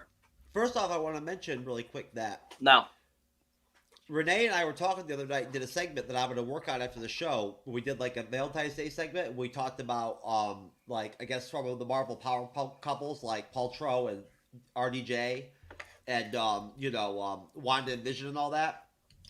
We never talked or thought about Hope and Scott. But I wish they would have paid more attention to their relationship in the movie. I know there really wasn't any room for it or any place for it. I can't remember. How long was the film? What? 2 hours? 2 hours 15, 2 hours and change? All right, yeah. No, I mean, there was no place. I mean, from the minute that they go into the film, other than maybe the first 8 to 10 minutes, it's all quantum realm. So there is no, like, really time for them to really, like, flush out the relationship. But I like them as a couple. They look great together on screen, right? And for me, I guess I'd say probably the most uplifting moment, the most, like, MCU Phase 1 through 3 moment that moved me, right, was the fact that it was fucking the Wasp that came back to that portal to come back and get her man. You know what I'm saying? And she was willing to sacrifice herself, not knowing if she'd be able to come back or not, to save him. You know what I'm saying? Now that is deep. That's some legit shit. That's some MCU Phase 1 through Phase 3 shit right there. I like that. Instead of Cassie. Cassie'd already done too much at that point. I mean, seriously. She's beating everybody's ass, right? She's the one that knows about the juice and shit and everything and whatnot, right from jump, and is telling her dad like he's a dumbass. Drink the juice, drink the juice. You know. Kang's gonna kill her and everything and whatnot and all that, right? And then all of a sudden, like, you know, somehow she's able to escape guards and shit and whatnot and start a rally. And then she does like an Andor episode 10 epic Braveheart speech and shit over the PA and whatnot to start the revolution and all that. That part right there, I won't lie to you, I felt like that was a little bit overdone with her. Her character, I would have liked a little bit less of it. Like, you know, I like her. I like this character. I like the actress that's playing Cassie now. The new one. I think she's good. She seems like she's very talented. She's very nice looking. She looks like Stature. She looks like Cassie in the comics. She does. I thought she did a good job, you know, in the film. I just thought that I did like how you mentioned it, Cyber, that she was kind of a cross between Stinger and Stature, because she was basically right. And I thought for me the best part was when she became big. I didn't like her as Stinger, because that's just another Wasp. You know, like, I mean, you know, at that point, basically, right? Now, we did actually get all three of the big three females in the movie did actually at one point go all out Pin Particle. Because Janet at one point does fight Kang, right? You get the Wasp, and then you get Cassie. So, you know, I mean, I don't know. I mean, you know, maybe after I talk, maybe somebody will have a different opinion, but I'm not going to say that. I never read a single one of the Young Avengers comics. But I do know about Stature. I know her backstory. I know that she becomes Stature because Ant-Man dies in the comics. I know that. And she's big. She's Giant Man. That's all Stature is. She's Giant Man. Hank Pym's ex-partner from Ant-Man 2. She doesn't go small. She's always big as Stature. Now, I like that. I like that vibe. But then again, who knows?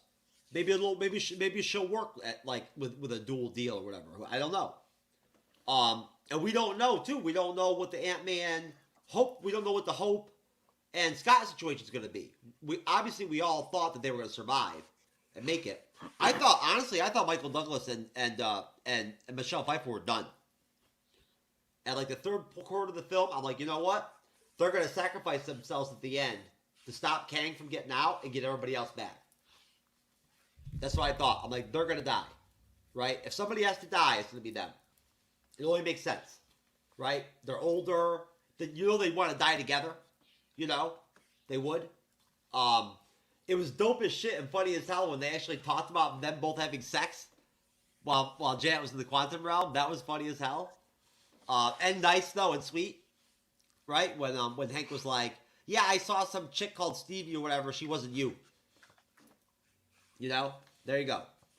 But I was wondering kind of, though, like, I mean, what kind of possible, like, quantum realm STDs she might have brought back up to Earth, right?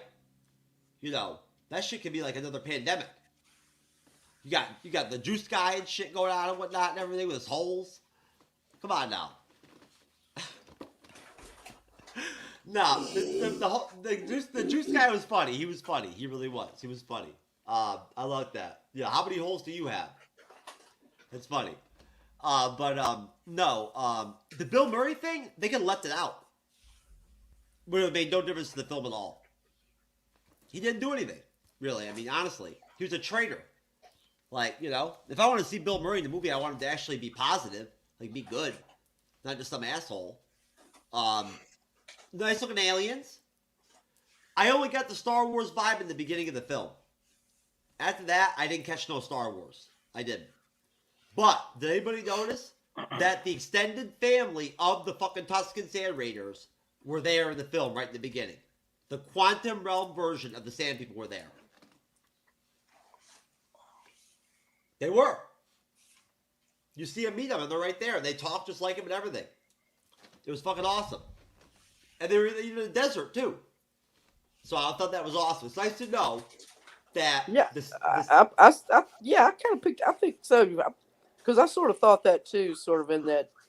So I sort of thought of Tusken. So, yeah. They may have done it as a joke, yeah. No, but they didn't have the sticks. But remember when they gave them the outfits? Those were Tusken robes, basically, in a way. Yeah, that's what I thought. I was like, yo, I said it right in the theater. I was like, yo, those are the extended family of the fucking Tuskens. Seriously. People in the back were like, what the fuck? But no, I will say this, though. I told Renee, I went all out professional last night, Cyber. I went around the theater and asked all 5 of the people there, right, during the credits, what they thought of the film real quick. If they liked it or not. 4 out of 5 didn't like it. 1 was like 50-50. There was that, but honestly, I think it was more of a thing with them where this is all intuition. I think that the trailers got them into a place where they expected more than they got, basically, right? They didn't seem upset or anything like that and whatnot. They just weren't like blown away. And again, hey. That's a good turnout for us over at our Regal over here. 5 people? Fuck. That's like a packed show. But no, and of course we're going to talk about the mid credits and end credit scenes are great. Those are awesome. But yeah, great movie. I would have liked to have seen more of the hand-to-hand combat with Scott and Kang. Jonathan Majors really got fucking buffed. He got big. He put some serious like mass on him to play this version of Kang. He's a lot thicker and like much more muscular than He Who Remains was.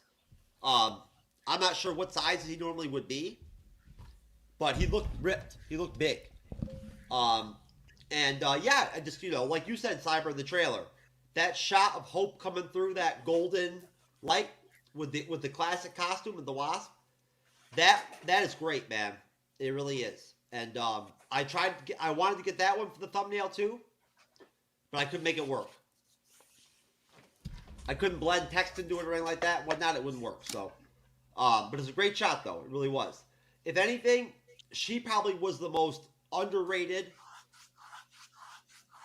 element in the film in terms of her acting and her performance, and how she impacted the film in such a subtle way, right? In the limited scene time she got a lot out of it. I thought she did. Like I thought she basically was probably just as good as Majors. But Pfeiffer was fucking great. She always is. And so was Douglas as Hank Pym. They're really good. So everyone was good. Okay. No. The fucking Juice guy is not good. I don't like him. Juice guy rocks. Just like Jar Jar Binks rocks. Yeah. Anyways. So thank you. All right. So post-credit scenes, people. All right, so we're going to talk about these post-credit scenes, and then we'll wrap it up, people. And so there's 2 post-credit scenes at the end of Ant-Man, the Wasp, Quantaumania. The first one is a interesting little antidote and shows us several other versions of Kang. And basically, this is kind of introduction into what we've talked about a few times now, that court of the Kangs. That basically are the ones that put this Kang down in the quantum realm, and those that have survived other all-out Kang wars.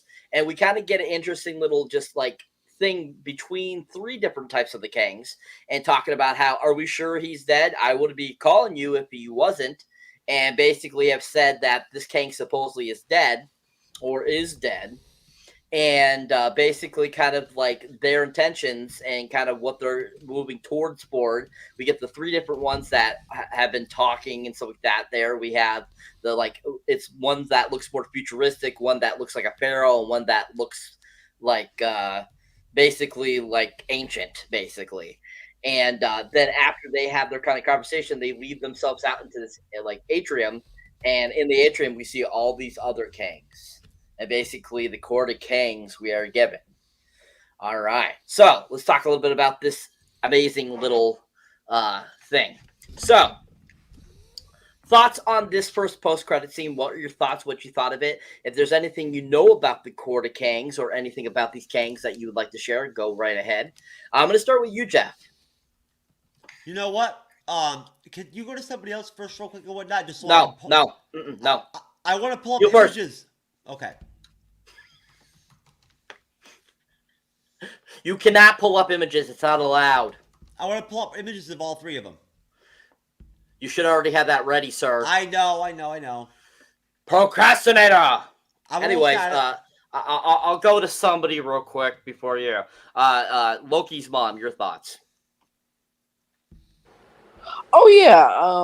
Well, like I said, I don't really know a whole heck of a lot about Kang. I mean, I've gotten a lot from just watching Loki and some of the others, and just what I've read in the wikis and whatnot. But yeah, I mean, finally we got to see some of the what's in store. I think that's here's what they're talking about. What's going forward. We're going to have. I think we saw one of the Tut or the what's the Egyptian pharaoh? Ramatut. Ramatut. We saw the Ramatut, and then golly, I don't really know who the other Immortus. Okay, Immortus. I guess those are like his most. Immortus is the oldest version of Kang. He's the one that gets tired of conquering, so he actually decides to work with the TVA. Okay. Oh, TVA. So maybe, So maybe Immortus is the guy that we saw at the cliffhanger of Loki season 1. Yeah. Since in the finale, the way that they wanted Majors to play the character, they wanted to be a half a combination of He Who Remains from the comics and Immortus. Okay. So that kind of anchors us a little bit. Which Kang goes which war, what when? Yeah, I think it's getting confusing at this point, but yeah, and then of course we see that whole sea of Kangs, and of course, and hats off to Jonathan Majors. What an actor! I mean, what an actor! He really, I think, embodies that the character we saw in season 1 of Loki. The He Who Remains, who is. He made even though he still looks like Kang. I mean, he looks like the same guy, but he was more meek. He was more sort of passive, and at that point he had just kind of like was done with it all. But then we see the other variations of him where he still has the old Kang ambitions. Of course, he wants to get out of that quantum realm because he has revenge on his mind, and he's got a whole army, third army behind him of Kangs. So yeah, so who are they going to find to fight all these Kangs? I think that's what we're going to be looking at going forward as the next saga begins. And I think there was a tagline in one of the trailers. I think it said, "And the saga begins." So yeah, okay. At this point, and I think Marvel has finally got out of that second year they've been stuck in, and maybe they're into the third, and we'll see how many more years they got to go. But yeah, just overall, I really did like the film. There was some issues with it. I didn't think it was the best of the. It was the weakest of the 3 Ant-Mans as far as the films, if you want to compare the 3. But otherwise, yeah, I would say after Doctor Strange, this is the strongest of the post Endgame phase. Awesome, thank you. Did you find your pictures, Jeff? Yeah, I got them up. All right, go ahead, sir. Oh, Renee, can I just ask you one question? Uh-huh. Did you also notice connections between He Who Remains and Kang the Conqueror too? Not really. I mean, like I said, the acting style was quite different. The character was quite different, or how Majors presented the character than from what he did. I think probably no, not even the three in credit guys. I don't think. Yeah, I mean, I didn't really get that connection to it. I think he's the guy who's just been. He's the guy who's just said, "Screw it, I'm done with it," and I'm just going to sit here and hold this thing together while Immortus is down in quantum land. And that's the thing though. Don't forget, Kang's gonna evolve because remember, He Who Remains was a Kang the Conqueror at one point. Right? Yeah. I mean, they're all Kang the Conquerors, but they're all the same guy. What was his human name? Nathaniel Richards. Yeah. Yeah, they're all Nathaniel Richards. Just all. Yeah. But some of them have different names. But they're all the same. That they all sprang from that same human being. Yeah, that's what I'm saying. Yeah. Yeah, they did. No. And I did confirm one thing too. And Jasmine, I think that you probably already know this and whatnot. If you don't, then that you kind of know what I'm talking about. I was right in terms of the fact that I questioned this a little bit. I did. Whether Kang did have superpowers or not on his own, he doesn't. He does not have them. In the comics, all his powers come from tech. He has no supernatural power, superhuman powers at all. All he has is just straight genius, like Reed Richards. Same thing. He's a straight fucking genius. Can invent anything. Right? Like Ironheart. Just like Ironheart. Well, he is a descendant of Reed Richards. Yes. That's right. No, I honestly was surprised that Ironheart didn't just step in. I figured maybe Ironheart helped build the device. Right? With the quantum realm. You never know. So basically, the Scarlet Centaurian is probably, I guess, the most weak or like less interesting of the three Kangs we see.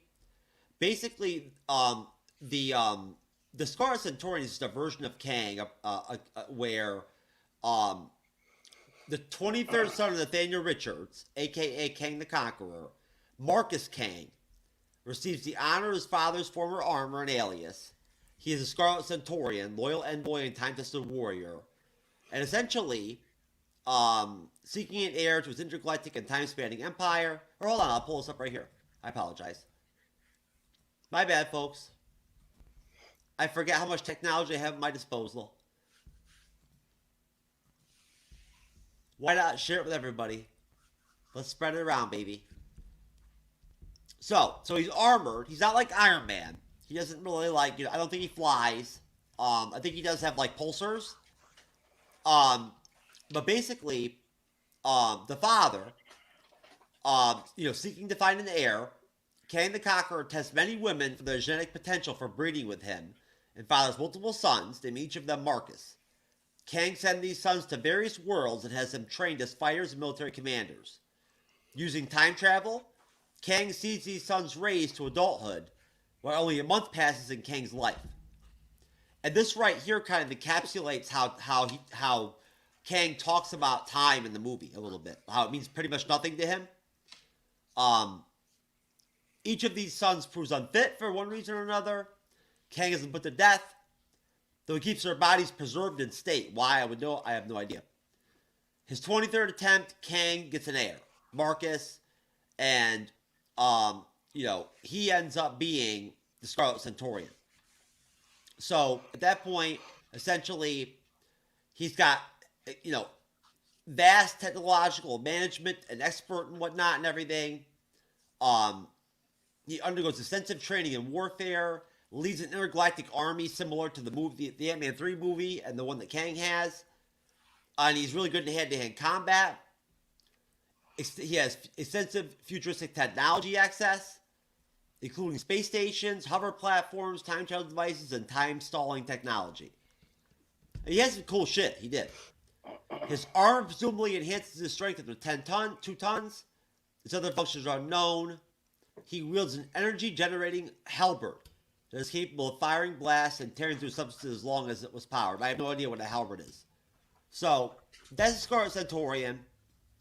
And basically, long story short, he was kind of like a filler Kang in the comics. They just stuck him in there to keep Kang around.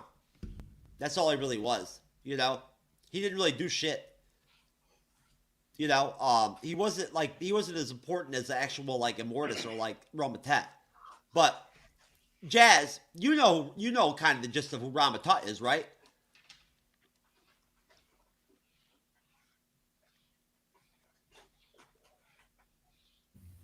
Yes. Have at it, Jazzy. I'll back you up. Rama-Tut, I feel like, I believe, is just kind of, he was the kind of the ruler of Egypt at the time. He was the one who kind of escalated Egyptian technology and ruled over it with like an iron thumb. Character. Isn't that pretty much the gist of him? Yeah, essentially. I mean, that's like, so when Nathaniel Richards first becomes Kang and he leaves his, you know, the Earth 6311 30th century utopia or whatever, where where humanity never went into the Dark Ages, essentially. After centuries of advancement in warfare, peace was brought to the land by time travel from Earth 6160 Nathaniel Richards. Because Richards brought peace to this war-torn future, he became known as legendary benefactor. So essentially, what ends up happening is, we talked about this before on the Sunday show. Me and Renee, Nathaniel Richards is also linked potentially familiar, from a family standpoint to Doctor Doom. Supposedly in the comics, there's a possibility that they're related as well, not just Reed Richards. At the age of 16, intervention from his future self, Kang the Conqueror, resulted in a young Nathaniel to try and prevent his eventual transformation to Kang, briefly becoming the young hero known as Iron Lad. That's for another show. But we basically end up at one point where, essentially, when Kang first comes into the comics, when he takes on the Fantastic Four and the Avengers, he gets his ass kicked, right? So, at that point, the Fantastic Four beats his ass. They discover that he's going all over time and he's conquering planets and universes and shit. They stop him. They beat his ass. He escapes, and he escapes back to ancient Egypt and whatnot. And of course, because he has all that, massive futuristic tech and all that shit and whatnot, he automatically totally fucking becomes a god in Egypt and becomes Rama-Tut. And at that point, he just chills. And, conquers. That's all he does. Just like Kang in Ant-Man 3, all he does, I mean, even when he's starting up a city and he wants to leave, he's still conquering the whole time. So basically at that point, essentially, basically the Fantastic Four end up having to go back to ancient Egypt in time again to kick his ass and boot his ass out of Egypt as Rama-Tut. It's pretty much that simple. Now, what's fascinating, though, is the fact that Rama-Tut's secondary in command is Apocalypse from the S-Men. He's alive back then. He's like second in line for Rama-Tut's throne. He's his right-hand man. I'm hoping we get to see Apocalypse at some point. If they do some Rama-Tut shit, like some flashbacks. All Immortus is, like I said, he's an older version of Kang that gets sick of conquering. He gets tired of it. It's unfilling to him. He decides to go up on it. He talks to the TVA, and essentially, basically they work out a deal where, essentially the TVA says to them, well, you can conquer, all you want, basically, but we're going to give you control of Limbo, where you can alter the course of events, transform others, and override enchantments, and, essentially do what the TVA does and prune and shit like that and whatnot. Destroy timelines or ultimate universes or certain warriors that could be possibly dangerous to the TVA. He was sort of like their assassin slash like henchman slash like backhand guy, backhand man. But also he was he's still Kang, so he's a manipulator. He duped the TVA and he kind of played him. And at that point, he's the one. Immortus is the one that actually ends up creating Limbo. Right now, he has super strength. He carries a club, whatever club. That's about it. He doesn't have any really powers other than that. And basically, essentially, he is the Kang that I believe ends up uniting and bringing together the cycle of Kangs. There you go. He's the one that decides to put it together. He sees that as positive. It's a good thing for the Kangs. Cool. There you go. Thank you, sir. Now, thank you for that little trivia. Cyber, what were they doing? What were they saying in that scene? What were they saying they're about to go do? I don't know. I wasn't really paying attention. I just noticed a whole bunch of Kangs. I'm like, cool. I'll find out later on. I know. Go, Jazz. Okay, basically in that scene, they were basically saying that they need to go after the Avengers. That's exactly verbatim for what they said. Oh, really? After he got defeated, they're like, we need to go take over. Pretty much, they want to take over Earth 616. No shit. Wow. I didn't realize that's what he said. They said. Yeah, they said they need to take out the Avengers. They're like, all right, looks like we need to take out the Avengers. And they're like, and then he walks off and they're like, you can see that the one that kind of looks like a Transformer Tron character, Kang, he and Ramatut have like a not so nice relationship because the way he looks. Oh, that's fucking that's Scarlet Centurion. Well, they're not very friendly. You can tell by just that way he looked at him. I thought you were actually saying that fucking one of the goddamn what do you call it, Autobots or some shit was in the No. Just saying that's kind of what his suit was looking like. But for the most part, the scene was they wanted to go after the Avengers, and they were like, "Then what are we doing here?" And he's like, "I called I called us." And they're like, "How many did you call?" And they called everybody. And they walk into the Coliseum, and you see them all riled up, going for it, which is verbatim from the comics, like right off the page. And we got the Skrull one too. There was a Skrull. Yeah, the Skrull one was there as well. Most definitely. No, Cyber. I know you're just going to ask about the last credit scene, but I was just going to ask Renee now that she knows who they are. Renee, did you have any thoughts about the different Kangs? Yeah, I'm trying to, and maybe one of you guys can help me with it. As far as since they tied Loki at the very end credit, which we'll talk about in a little bit, but this event that's taking place in the quantum realm, and you brought out the what we were talking about a little earlier, Jeff, about there was another layer to the quantum realm, and it's the void. Yeah, the void. You reminded it. So thank you for that.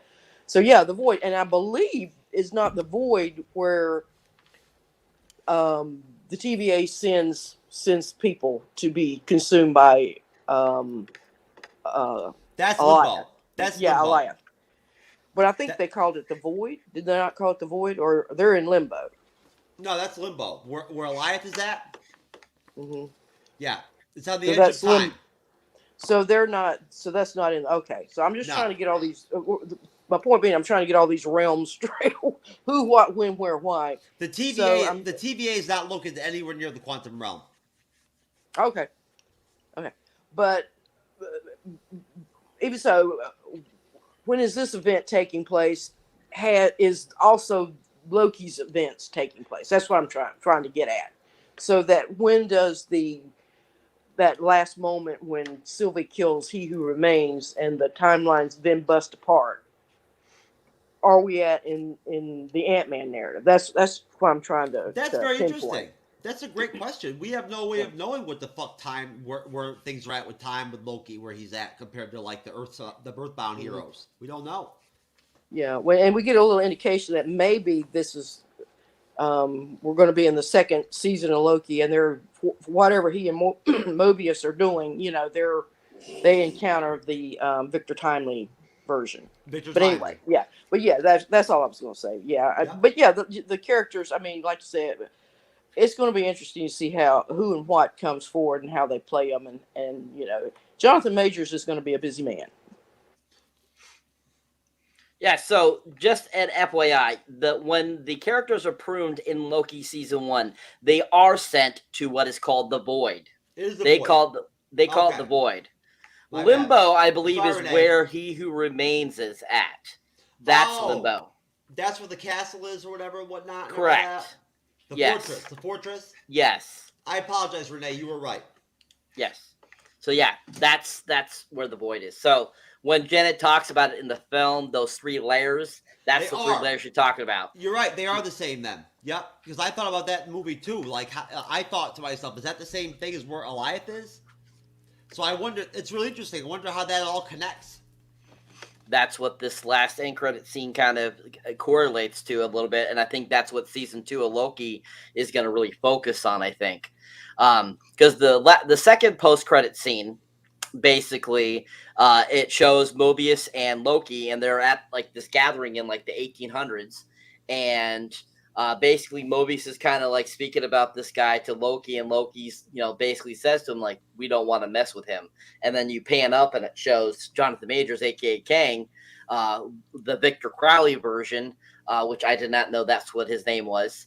I just realized it was a version of Kang. I didn't know which Kang, but it was a Kang. Basically, I told you I thought it was Frederick Douglass. Yeah, Frederick Douglass. Yeah, look, he has the hairdo like Frederick Douglass. Yeah,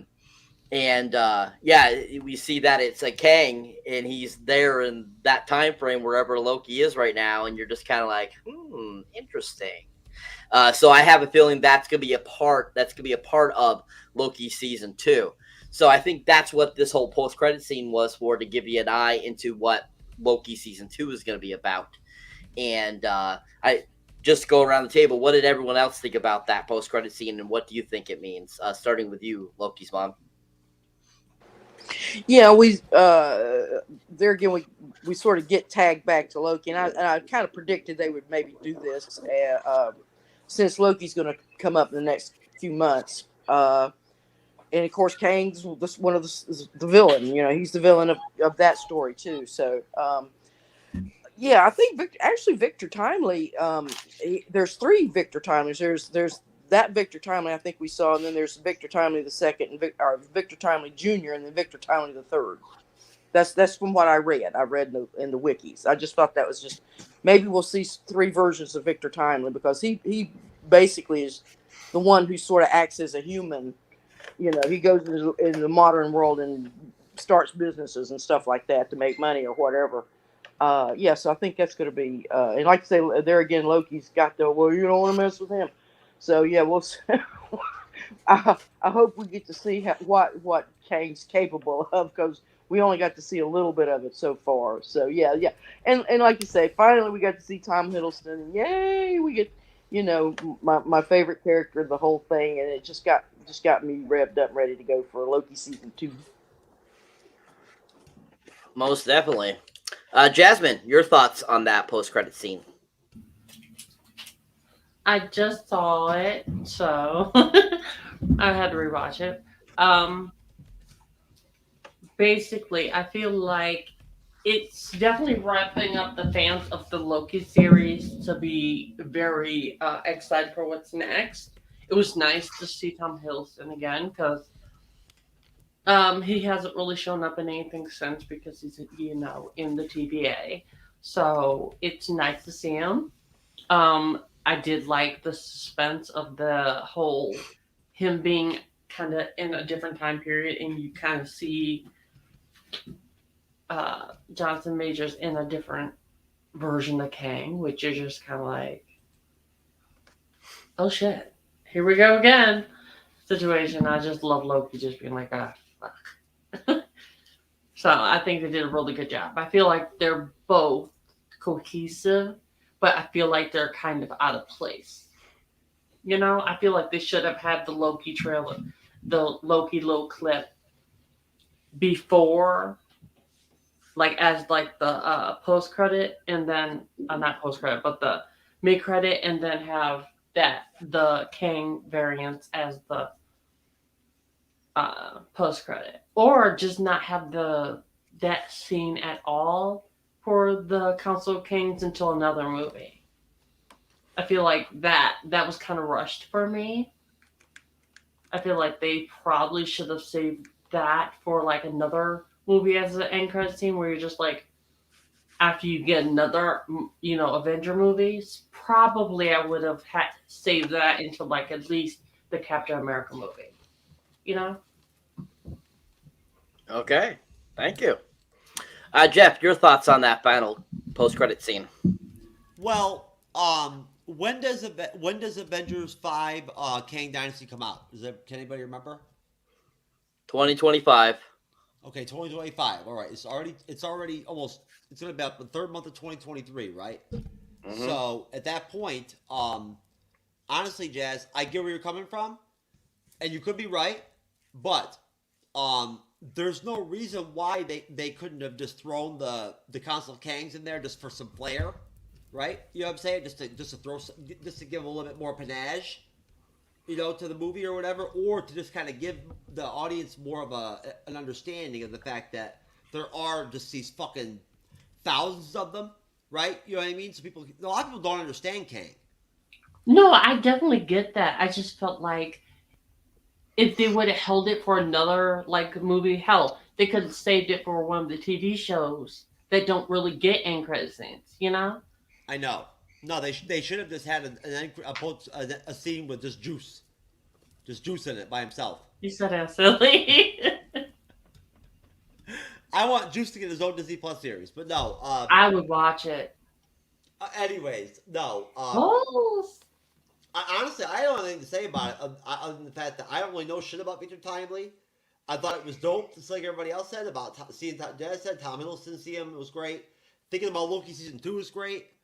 I think that I mean I have a lot to say. I know we're going to close the show out and whatnot, but this movie really, honestly, Renee, like I told you, it did reinvigorate me. It did. It got me back in a little bit. It did. It kind of got me back into Phase 5. It tied me in. It sucked me in.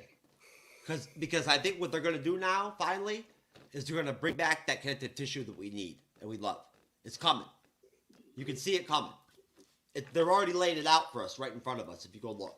It's right there. And the more of these movies we see throughout the year in these 60 Plus series, they're going to show us more and more of this connective tissue. That's going to start building that suspense again for us. Again. Right? To where we end up getting some kind of real big payoff. Again, some long, drawn out kind of, phases 3, 4, 5, 4, 5, 6, 7 type deal, into some shit beyond, Avengers 5 and 6.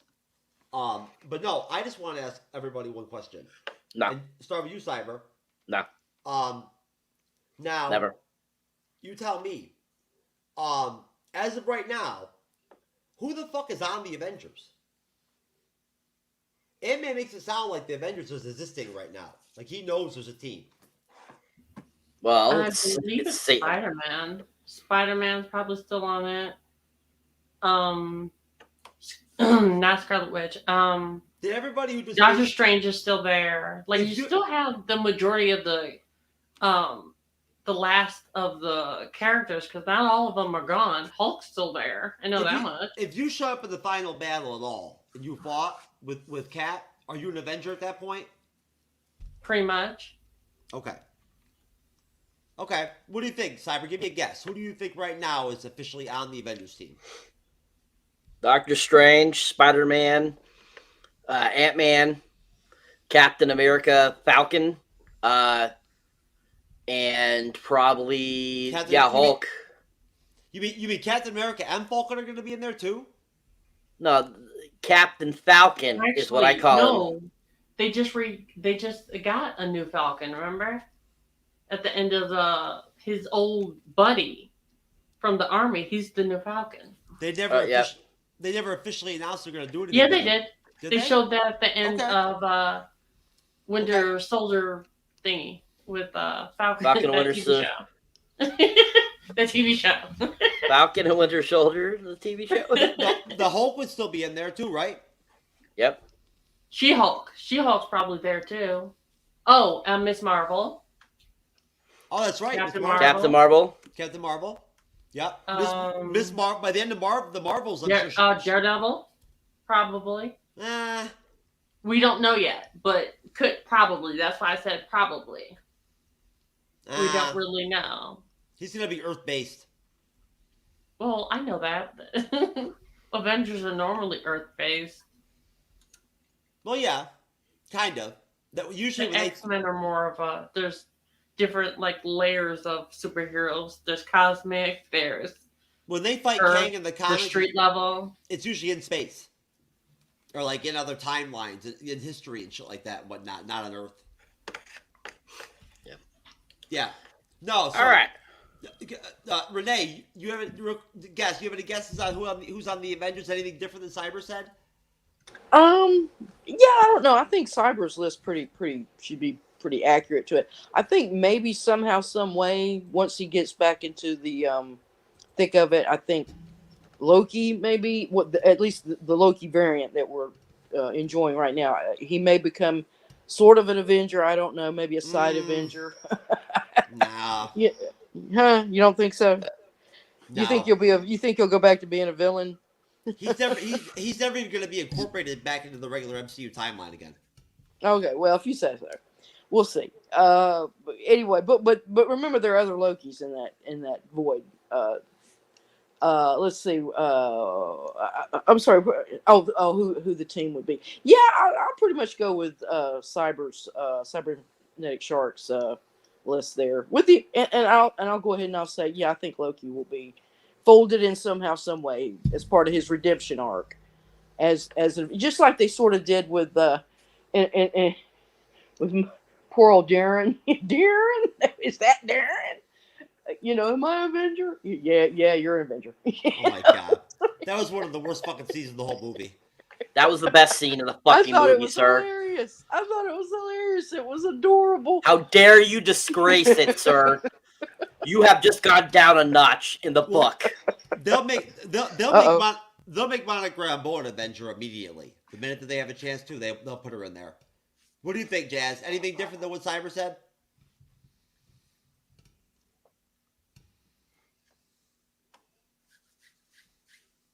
Jazz.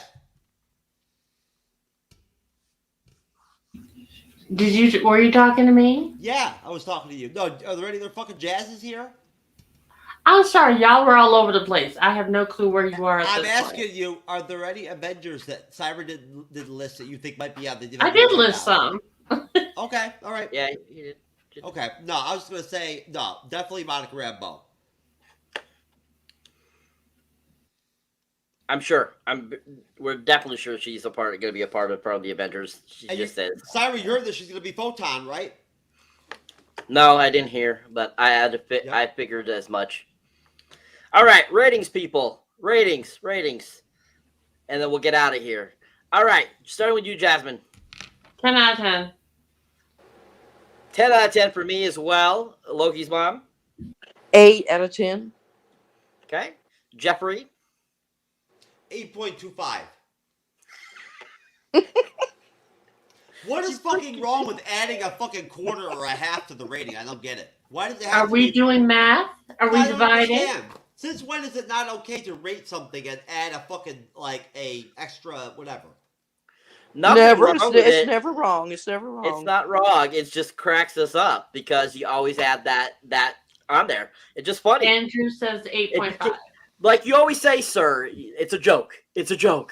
Cyber, you know how I am though. If somebody asks me to like give them my top 3 MCU films, I can't do it. Right? Yeah, I know. I can't do and it. Why do you think we give you shit? Because we know it. Because we give you shit. And that's all it is. It's shit. And it's funny when you say 8.25 or 8.75 or it's just funny. And there's nothing wrong with that. There's nothing wrong with it. We make jokes about it the Sunday shows without you. Yeah, I'm sure you do. Anyways, we are done, folks. That is it for this Ant-Man and the Wasp Quantaumania review. And as Jeff would say, more to come. More to come. And as always, people, definitely check out all our other great stuff. Definitely go check out Jazz on her channel on YouTube. Most definitely check that out, Jazzy Productions. Also go to sakarfreeforms.net and get on there, and you can talk about anything you would like about, from Resident Evil to Star Trek to Star Wars to MCU, all kinds of good stuff on there too as well. You can find, of course, me on the wonderful YouTube as well. And yeah, do it. So yeah, check you out. Okay, Jeff. We got episode 6 of The Last of Us. Everybody here that you're seeing right now will be there. What happened to Andrew, anyways, Jazz? Is he all right? He's good. Okay. But he did say that his review score was basically 8.5. There you go. Hey, you know what? He's okay with an 8.5 too. So, there you go. Thank you. I appreciate him supporting me like that. But no, we're doing Last of Us, 9:35 p.m. Eastern, 6:35 p.m. Pacific. We have 4 episodes left. I'm thinking episode 6 is gonna be really good. It's gonna be really, really fucking deep and really sad. That's what I think it's gonna be. Really deep, really dark. We're gonna see a lot of fucking SpongeBobs, like Renee calls them, the SpongeBob people. Well, I just called him that one time. It's yeah, it was, and you've given me grief for it ever since. Yeah, but mushroom people. Mushroom people. There we go. Yes, that's right. And then what are we doing on Friday, Cyber? We're gonna do a we're gonna react to are we gonna do the smoking crack reaction? No, I thought we were gonna talk about your OnlyFans again. Oh, okay. No, no. Honestly, though, I'll tell you what. I was thinking maybe we could do another DC animated film or something. That's what I thought we were gonna be doing. Yep, there we go. All right, fabulous. There we go. So there you go, folks. Another DC animated film. I don't know which one it is because I don't know the chronological order. But on Friday, 9:35 p.m. Eastern, 6:35 p.m. Pacific, we'll be doing another DC animated film. I'm sure it'll be dope as fuck. I think it's a Batman film, the third one. And then on Sunday, we got Jeremiah back, Renee's buddy, my buddy. Yay! Yep. We got a couple new guests coming on Sunday. Hopefully they'll actually show up, since Sunday seems to be a bad luck day for me with guests. And we're going to finally wrap up Echo, Disney Plus series, tying into Daredevil Born Again. That's right. Excellent. You're right. I guess what starts in what? 2 weeks, Cyber? What? Mandalorian season 3, baby. Oh yeah, duh. March 1st. Be looking at the mail for your t-shirts, folks. They're coming. All right, folks. We will see you on the next one. Peace. Love you, everybody.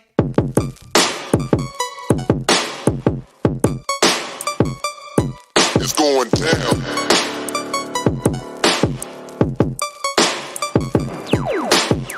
It's going down, down. It's going down.